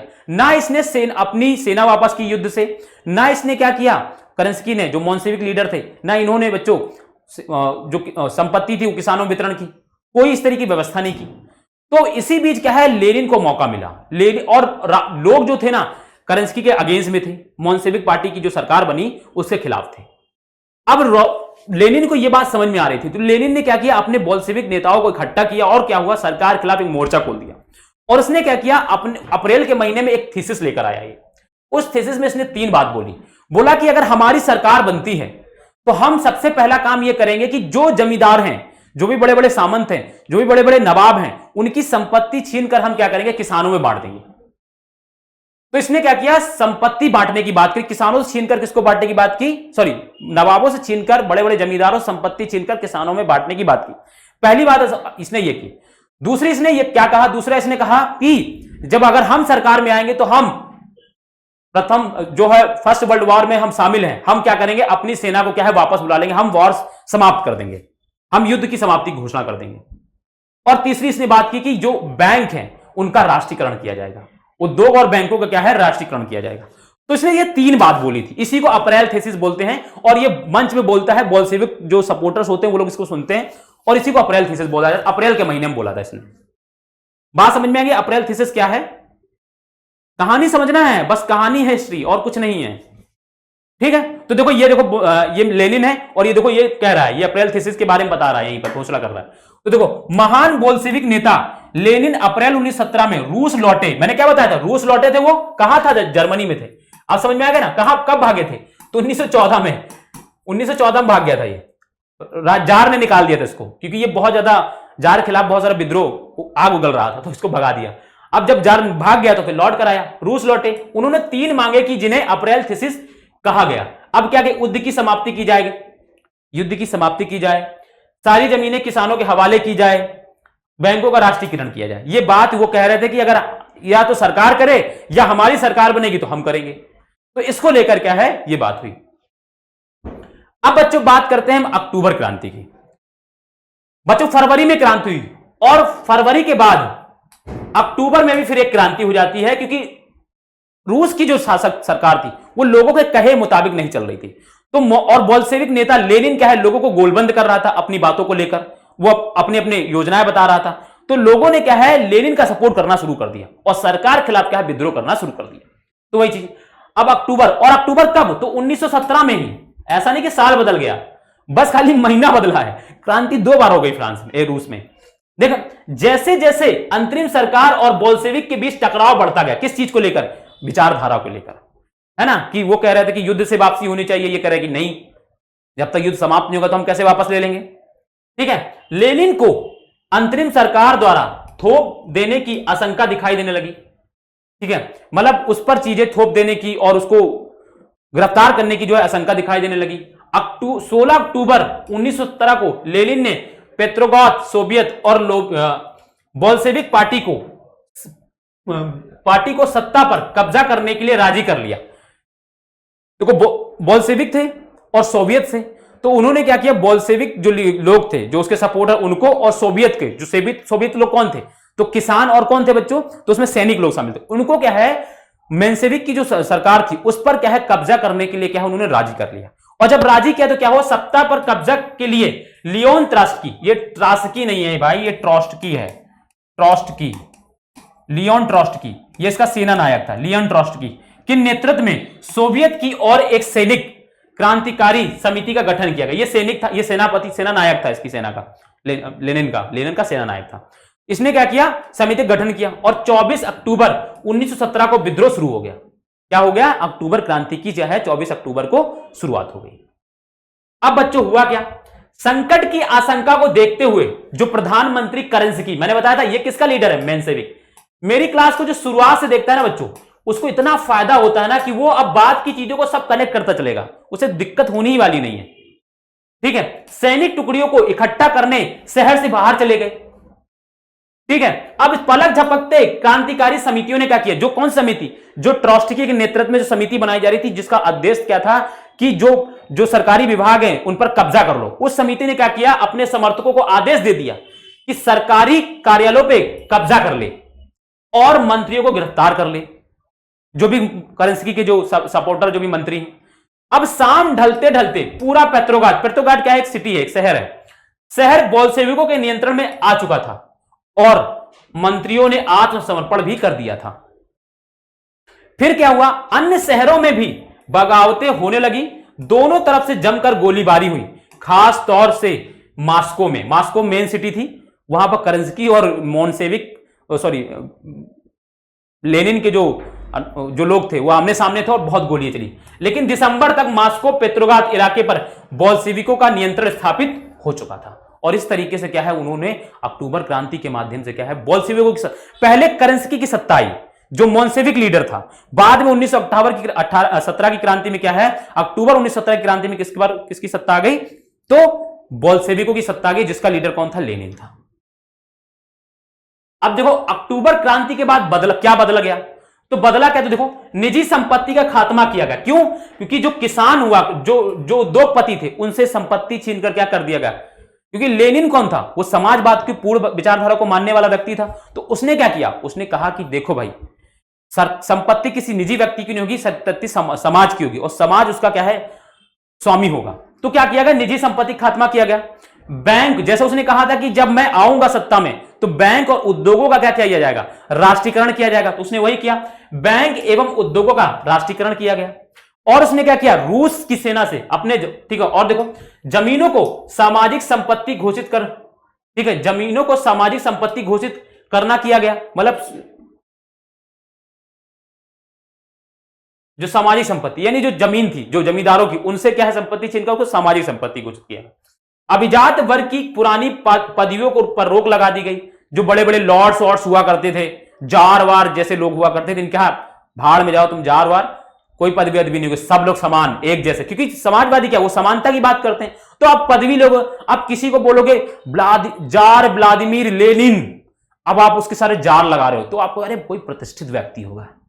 तो भैया समाजवाद में कोई बड़ा छोटा नहीं होता, सब बराबर होते हैं। तो आप नो पदवी नो कुछ विशेषाधिकार, तो खत्म। रूस एक दलीय व्यवस्था वाला देश बन गया, एक दलीय, जैसे आज चाइना है वहां पे भी समाजवादी, तो साम्यवादी विचारधारा, क्यूबा है, सब एक दलीय देश है। जीवन के हर एक क्षेत्र में सेंसरशिप लागू कर दी गई। सरकार के खिलाफ कुछ बोलोगे ना डंडा पड़ेगा, कुछ लिखोगे डंडा पड़ेगा। सेंसरशिप यही होता है, आप सरकार की से पूछे बिना कुछ नहीं कर सकते। समाज की में हो, समाज, सरकार समाज के हित में काम करेगी, आप समाज के हित में नहीं बोल सकते, तो सेंसरशिप लगा दिया गया। और गृह युद्ध आरंभ हो गया। गृह युद्ध किनके बीच में होगा, तो सपोर्टर के बीच में। किन, एक तो एक तरफ लेनिन है, दूसरी तरफ करेंस्की, तो करेंस्की और लेनिन के जो अनुयायी थे उन दोनों के बीच में को लेकर क्या है विवाद होने लगा। और एक तरफ जो पार्लियामेंट के लोग थे उनके बीच में क्या है वो भी अलग थे। तो इन तीनों ग्रुप के बीच में क्या है झड़प होने लगी समय समय पर। तो इसी से क्या है गृह युद्ध की स्थिति बन जाती। बात समझ में आ गई। अब यहां पर एक इंपॉर्टेंट टॉपिक है मेरे बच्चों, वो टॉपिक है बच्चों स्टालिनवाद और सामूहिकीकरण। ये बहुत इंपॉर्टेंट टॉपिक है, इसको समझना है। यहां से क्वेश्चन आते हैं बच्चों, बार बार आपसे पूछा जाता है कि स्टालिन का सामूहिकीकरण का विचार क्या है, इस पर चर्चा कीजिए, तो आपको बताना होगा। अब बच्चों यहां शब्द से समझ में आ रहा है कि सामूहिकीकरण, सामूहिकीकरण किसका किया जाएगा, तो बच्चों जो किसानों के पास जो अलग अलग जमीनें थी ना उसका सामूहिकीकरण। और उस जमीन पर क्या है जो भी उत्पादन होगा वो सामूहिक रूप से होगा, और उस उत्पादन पर सरकार क्या करेगी, कीमत तय करेगी। किसान क्या है अपनी मर्जी से क्या है उस कीमत को, उस पर कीमत तय नहीं करेगा, वो अपनी मर्जी से बेच नहीं सकता। इन सब चीजों को क्या है, अब इसको देखते हैं हम लोग। अब देखो स्टालिनवाद और सामूहिकीकरण, नियोजित अर्थव्यवस्था के शुरुआती वर्ष कृषि के सामूहिकरण की तबाही का कारण माने जाते हैं। कृषि का सामूहिकरण मैंने बताया था, जमीनों का सामूहिकरण, ठीक है। 1927-28 में शहरों में अनाज की सप्लाई की विकट समस्या थी, ठीक है, विकट समस्या थी। सरकार ने कीमत निर्धारित कर दी थी, किसकी, तो जो किसान जो भी उत्पादन कर रहा है ना उसकी कीमत क्या है डिसाइड कर दी। अब एक चीज समझना बच्चों, थोड़ा सा रुको यहां पर, एक चीज और समझो। क्या हुआ 1927-28 तक आते आते क्या है लेनिन की डेथ हो गई थी। लेनिन की जब डेथ हो गई तो लेनिन के बाद जो है बोल्शेविक का जो लीडर बना था वो था स्टालिन। यानी अब लेनिन की जगह पर बोल्शेविकों का जो लीडर बना, जिसकी सरकार थी देश पर रूस में, वो था स्टालिन। और स्टालिन देश का जो जो है सरकार का प्रमुख था, यानी कह सकते हो वो लेनिन की जगह पर आया। उसने क्या किया, ये काम करना शुरू किया, ठीक है, ये बात भी समझना। लेकिन उन कीमतों पर किसान सरकारी खरीदारों को बेचने से इनकार करते थे, क्योंकि सरकार कहती थी कि इतना, एक तो देखो अनाज की समस्या थी, और सरकार क्या है सामाजिक कल्याण की बात करती है।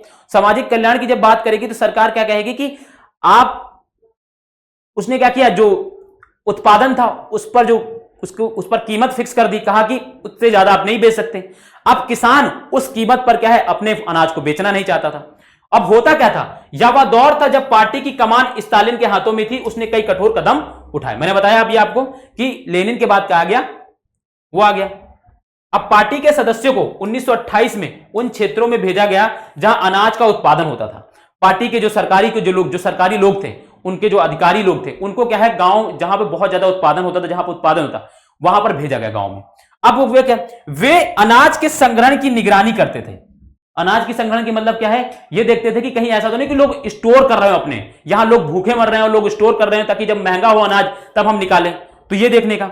और जरूरत पड़ने पर जबरदस्ती भी करते थे, यानी अगर आपने ज्यादा अपने पास संग्रहण रखा है तो वो क्या है वो उससे छीन लेते थे और वो सरकार का हो जाता था। अब कुलक यानी धनी किसान, आपसे पूछा जाता है व्हाट इज कुलक, कुलक क्या है, तो आपको बताना धनी किसान, किसान, ठीक है। कुलक धनी किसान पर छापे मारे गए, लेकिन इन उपायों से भी अनाज की समस्या समाप्त नहीं हुई, कोई समस्या नहीं हुई। आप जो उत्पादन, जो भी किसान, जो बड़े बड़े किसान थे वो अपना संग्रहण रखे थे, बड़े बड़े स्टोरेज में अनाज को छुपा कर रखे थे, आपने वो भी छीन लाए, लेकिन उससे क्या हुआ, उससे भी जो अनाज की कमी की जो समस्या थी वो खत्म नहीं हुई। अब उसके बाद क्या, स्टालिन ने सामूहिकीकरण शुरू किया। जब इन सब चीजों करने के बाद, अनाज का दाम फिक्स करने के बाद, संग्रहण क्षेत्र से अनाज को उठा लेने के बाद, तब भी अनाज की कमी की समस्या का क्या है, अगर निष्पादन नहीं हो पाया, तो फिर क्या हुआ, स्टालिन ने अंत में आकर क्या है, इसने क्या है, सामूहिकीकरण का निर्णय लिया। अब हुआ क्या, इसने क्या किया, शुरू किया 1919 के बाद हर किसान को कोल खोज यानी सामूहिक खेत पर खेती करने के लिए बाध्य किया गया। कहा गया कि सामूहिक खेती करो, आप अलग अलग नहीं। सामूहिक खेतों को जमीन और उपकरणों का स्वामित्व दे दिया गया, ठीक है, जमीन और किसका बच्चों, उपकरणों का स्वामित्व दे दिया। यानी एक आप अलग अलग, आपके मान लो गांव में 100 लोग हैं, तो 100 लोगों के पास अलग अलग जमीन, तो नहीं 100 लोग अलग अलग खेती नहीं करोगे, 100 लोगों की जमीन एक कर दी जाएगी और उस जमीनों के मालिक उस गांव के लोग हो गए, और वही लोग जो है वहां पर जो भी उपकरण है उसके ही स्वामी वो लोग होंगे, और वो सामूहिक रूप से खेती करेंगे, ठीक है। गुस्साए किसानों ने इसका विरोध किया और अपने मवेशियों को मारने लगे, क्योंकि खेती किससे होती थी, ट्रैक्टर तो था नहीं उस समय था, तो खेती मवेशियों, जुताई मवेशियों से होती थी, खाद और गोबर जो है वो कहां से मिलता था, मवेशियों से मिलता था। तो उन्होंने क्या किया कि जब हम मवेशियों को ही मारने लगेंगे, मार देंगे, तो क्या होगा, जुताई किससे करवाओ, किसी से नहीं करवा पाओ। तो ये इन लोगों ने क्या, इसका विरोध करते हुए अपने यहां जो मवेशी थे, जो जानवर थे, मवेशी मतलब जानवरों को ही मारना शुरू कर दिया। जो सामूहिकरण का विरोध करता उसे कड़ी सजा दी जाती थी, ठीक है। कई लोगों को निर्वासन यानी देश से निकाला, निर्वासन का मतलब होता है देश से निकाला, या देश निकाला दे दिया गया, ये लिखा भी तो है यहां पे, देश निकाला दे दिया गया, ठीक है। लेकिन जब विरोध बढ़ने लगा, काफी विरोध होने लगा, लोग इतने उग्र हो गए कि मानने ही वाले नहीं थे किसानों को। कुछ किसानों को अपने खेतों पर काम करने की अनुमति मिल गई। जब बहुत ज्यादा विरोध होने बढ़ने लगा तो कुछ किसानों को अपने खेतों पर काम करने की अनुमति मिलने लगी, लेकिन सरकार उन्हें कोई भी समर्थन नहीं देती थी। ऐसा करने पर अगर कोई ऐसा कर रहा था तो सरकार ने कहा कि ठीक करो भाई, लेकिन हमसे कोई समर्थन की उम्मीद नहीं मत रखना, हमसे किसी तरह की सहायता की उम्मीद मत रखना, ठीक है। यह बात बोल दी उन्होंने। अब सामूहिकरण का सही परिणाम नहीं मिला। हुआ क्या, क्या समस्याएं क्या हुई थी, देखो 1930-33 में फसल खराब होने के कारण रूस के इतिहास का सबसे भयंकर अकाल पड़ा, जिसमें लगभग 40 लाख लोग मारे गए। सोचो, इस सामूहिकरण से लोग गुस्सा गए, लोगों ने खेती करनी बंद कर दी, और उससे क्या हुआ, वहां पर क्या है, अनाज का उत्पादन कम हुआ, इससे क्या हुआ, अकाल पड़ गया, अनाज की कमी पड़ गई, इससे लोग जो है 30 लगभग 40 लाख लोग मारे गए। सोचो, ठीक है। पार्टी में जो स्टालिन की नीतियों की आलोचना करता था उस पर समाजवाद के खिलाफ षड्यंत्र का आरोप लगता था। यह एक परिणाम था, जो भी स्टालिन यानी जो भी बोल्शेविक पार्टी था उसके खिलाफ, ये स्टालिन के खिलाफ अगर कोई भी बोलेगा तो उसके खिलाफ क्या षड्यंत्र कराया जाएगा, आरोप लगेगा। और 1939 तक 20 लाख से अधिक लोग या तो जेल में थे या लेबर कैंप में। कई लोगों से जबरदस्ती झूठ बयान लिखवाए गए और उन्हें मौत के घाट उतार दिया गया। मतलब अपनी विचारधारा को स्थापित करने के लिए, उसको बनाए रखने के लिए स्टालिन ने इतना क्रूर नीति अपनाई कि जो भी उसके खिलाफ विरोध प्रदर्शन करता, जो भी उसके खिलाफ बोलता था, उसको क्या है, या तो देश निकाला दे दिया जाता था, या उसको क्या है, लेबर कैंप पे डाल दिया जाता था, या उन्हें गिलोटिन पे, या उनको मौत की सजा सुना दी जाती। तो इस तरीके की चीजें यहां पर चल रही थी। तो सामूहिकरण के क्या है, बहुत बुरे नतीजे निकले, अकाल पड़ गया, अनाज की कमी की वजह से क्या है, काफी लोग मारे गए, और सरकार के क्या है खिलाफ विरोध प्रदर्शन करने लगे। लेकिन धीरे धीरे जो है सामूहिकरण, स्टालिन के बाद सरकार बदली, सॉरी सरकार नहीं बदली, स्टालिन के बाद क्या है नेता बदला, और जो नेता बदला उसने क्या किया, जो सामूहिकरण की जो नीतियां थी उसको खत्म कर दी, और उसके बाद क्या है जो धीरे धीरे परिस्थितियां समान होने लगी, और फिर से लोग हैं सीधे सही तरीके से काम करने लगे। ठीक है बच्चों, तो ये बात आपको समझ में आ गई होगी।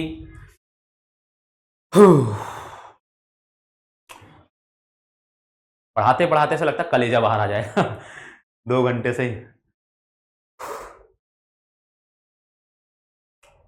बात समझ में आ गई ना, सारी चीजें भाई लोग आ गई ना। अगर देखो बातें समझ में आ रही तो लाइक, कमेंट, सब्सक्राइब और सब कुछ कर देना। चलो, तो उम्मीद है समझ तो आ गया होगा बहुत अच्छे से। ये तो खाली है भाई। ओ, चैप्टर खत्म बच्चों, चैप्टर हो गया है खत्म। और ये हिस्ट्री का दूसरा चैप्टर था 9th क्लास का, बहुत इंपॉर्टेंट चैप्टर था। बहुत क्वेश्चन आते हैं यहां से, आपसे सीधे सीधे पूछा जाता है फरवरी क्रांति के परिणाम क्या हैं, आपसे सीधे सीधे क्वेश्चन पूछा जाएगा अप्रैल थीसिस क्या है, आपसे पूछा जाएगा स्टालिन का सामूहिकरण क्या है, ठीक है, आपसे अक्टूबर क्रांति के बारे में पूछा जाएगा, समाजवाद क्या है, उदारवाद क्या है, रेडिकल क्या है या परिवर्तनवादी क्या है, रूढ़िवादी क्या है, इन सब विचारों के बारे में बहुत पूछा जाता है। 2 मार्कर नंबर बहुत आते हैं यहां से, ठीक है ना। लॉन्ग के नाम पर आपसे यही सामूहिकरण पूछा जाएगा, आपसे फरवरी क्रांति पूछी जाएगी, ठीक है ना। ये सारी चीजें आपसे पूछे, जैसे अप्रैल थीसिस 2 नंबर में अप्रैल थीसिस बहुत आता है। तो ये सारी चीजें और बहुत आसान है। मैंने आपको बताया 1917 में लेनिन जब जर्मनी से वापस रूस में आया तो उसने क्या है अपने कुछ विचार दिए, कुछ मांगे दी, कुछ मांगे की सरकार से, उसी को अप्रैल थीसिस कहा जाता है। इसमें 3 बातें थी। पहली बात यह थी कि सरकार को क्या है प्रथम विश्व युद्ध को अपने को वापस ले लेने चाहिए। दूसरा मैंने बताया कि आपको क्या करना चाहिए कि सरकार को क्या करना चाहिए, संपत्ति जो है सभी किसानों को बांट देनी चाहिए। तीसरा क्या है, उद्योगों का राष्ट्रीयकरण किया जाना चाहिए। यही 3 बातें बोली थी, ऐसे याद कर लेना है, कठिन तो है ही नहीं, ठीक है। तो इस तरीके से तो आपको ये चैप्टर बहुत इंपॉर्टेंट आपके लिए है, तो पढ़ लेना इसको अच्छे से। उम्मीद है कि आपको मैं पढ़ाने में और समझाने में सफल रहा होगा और क्लास में आपको काफ़ी मज़ा आएगा, कुछ नई चीज़ें सीखने को मिली होगी, आपने कुछ अलग अप्रोच, कुछ अलग तरीके से कुछ अच्छी चीज़ें सीखी होंगी। और अगर आपको ऐसा लगता है कि सर आपको अच्छा कंटेंट और आपको अच्छी चीज़ें प्रोवाइड करा रहे हैं तो प्लीज़ चैनल को लाइक करें, सब्सक्राइब करें और वीडियो पर कमेंट भी करके बताएं, ठीक है, कि कैसी लगी क्लास। तो चलो बच्चों, मिलते हैं नेक्स्ट क्लास में, तब तक के लिए अपना ध्यान रखो और बहुत अच्छे से पढ़ाई करते रहो, ठीक है बच्चों। तो जय हिंद, जय भारत, थैंक यू।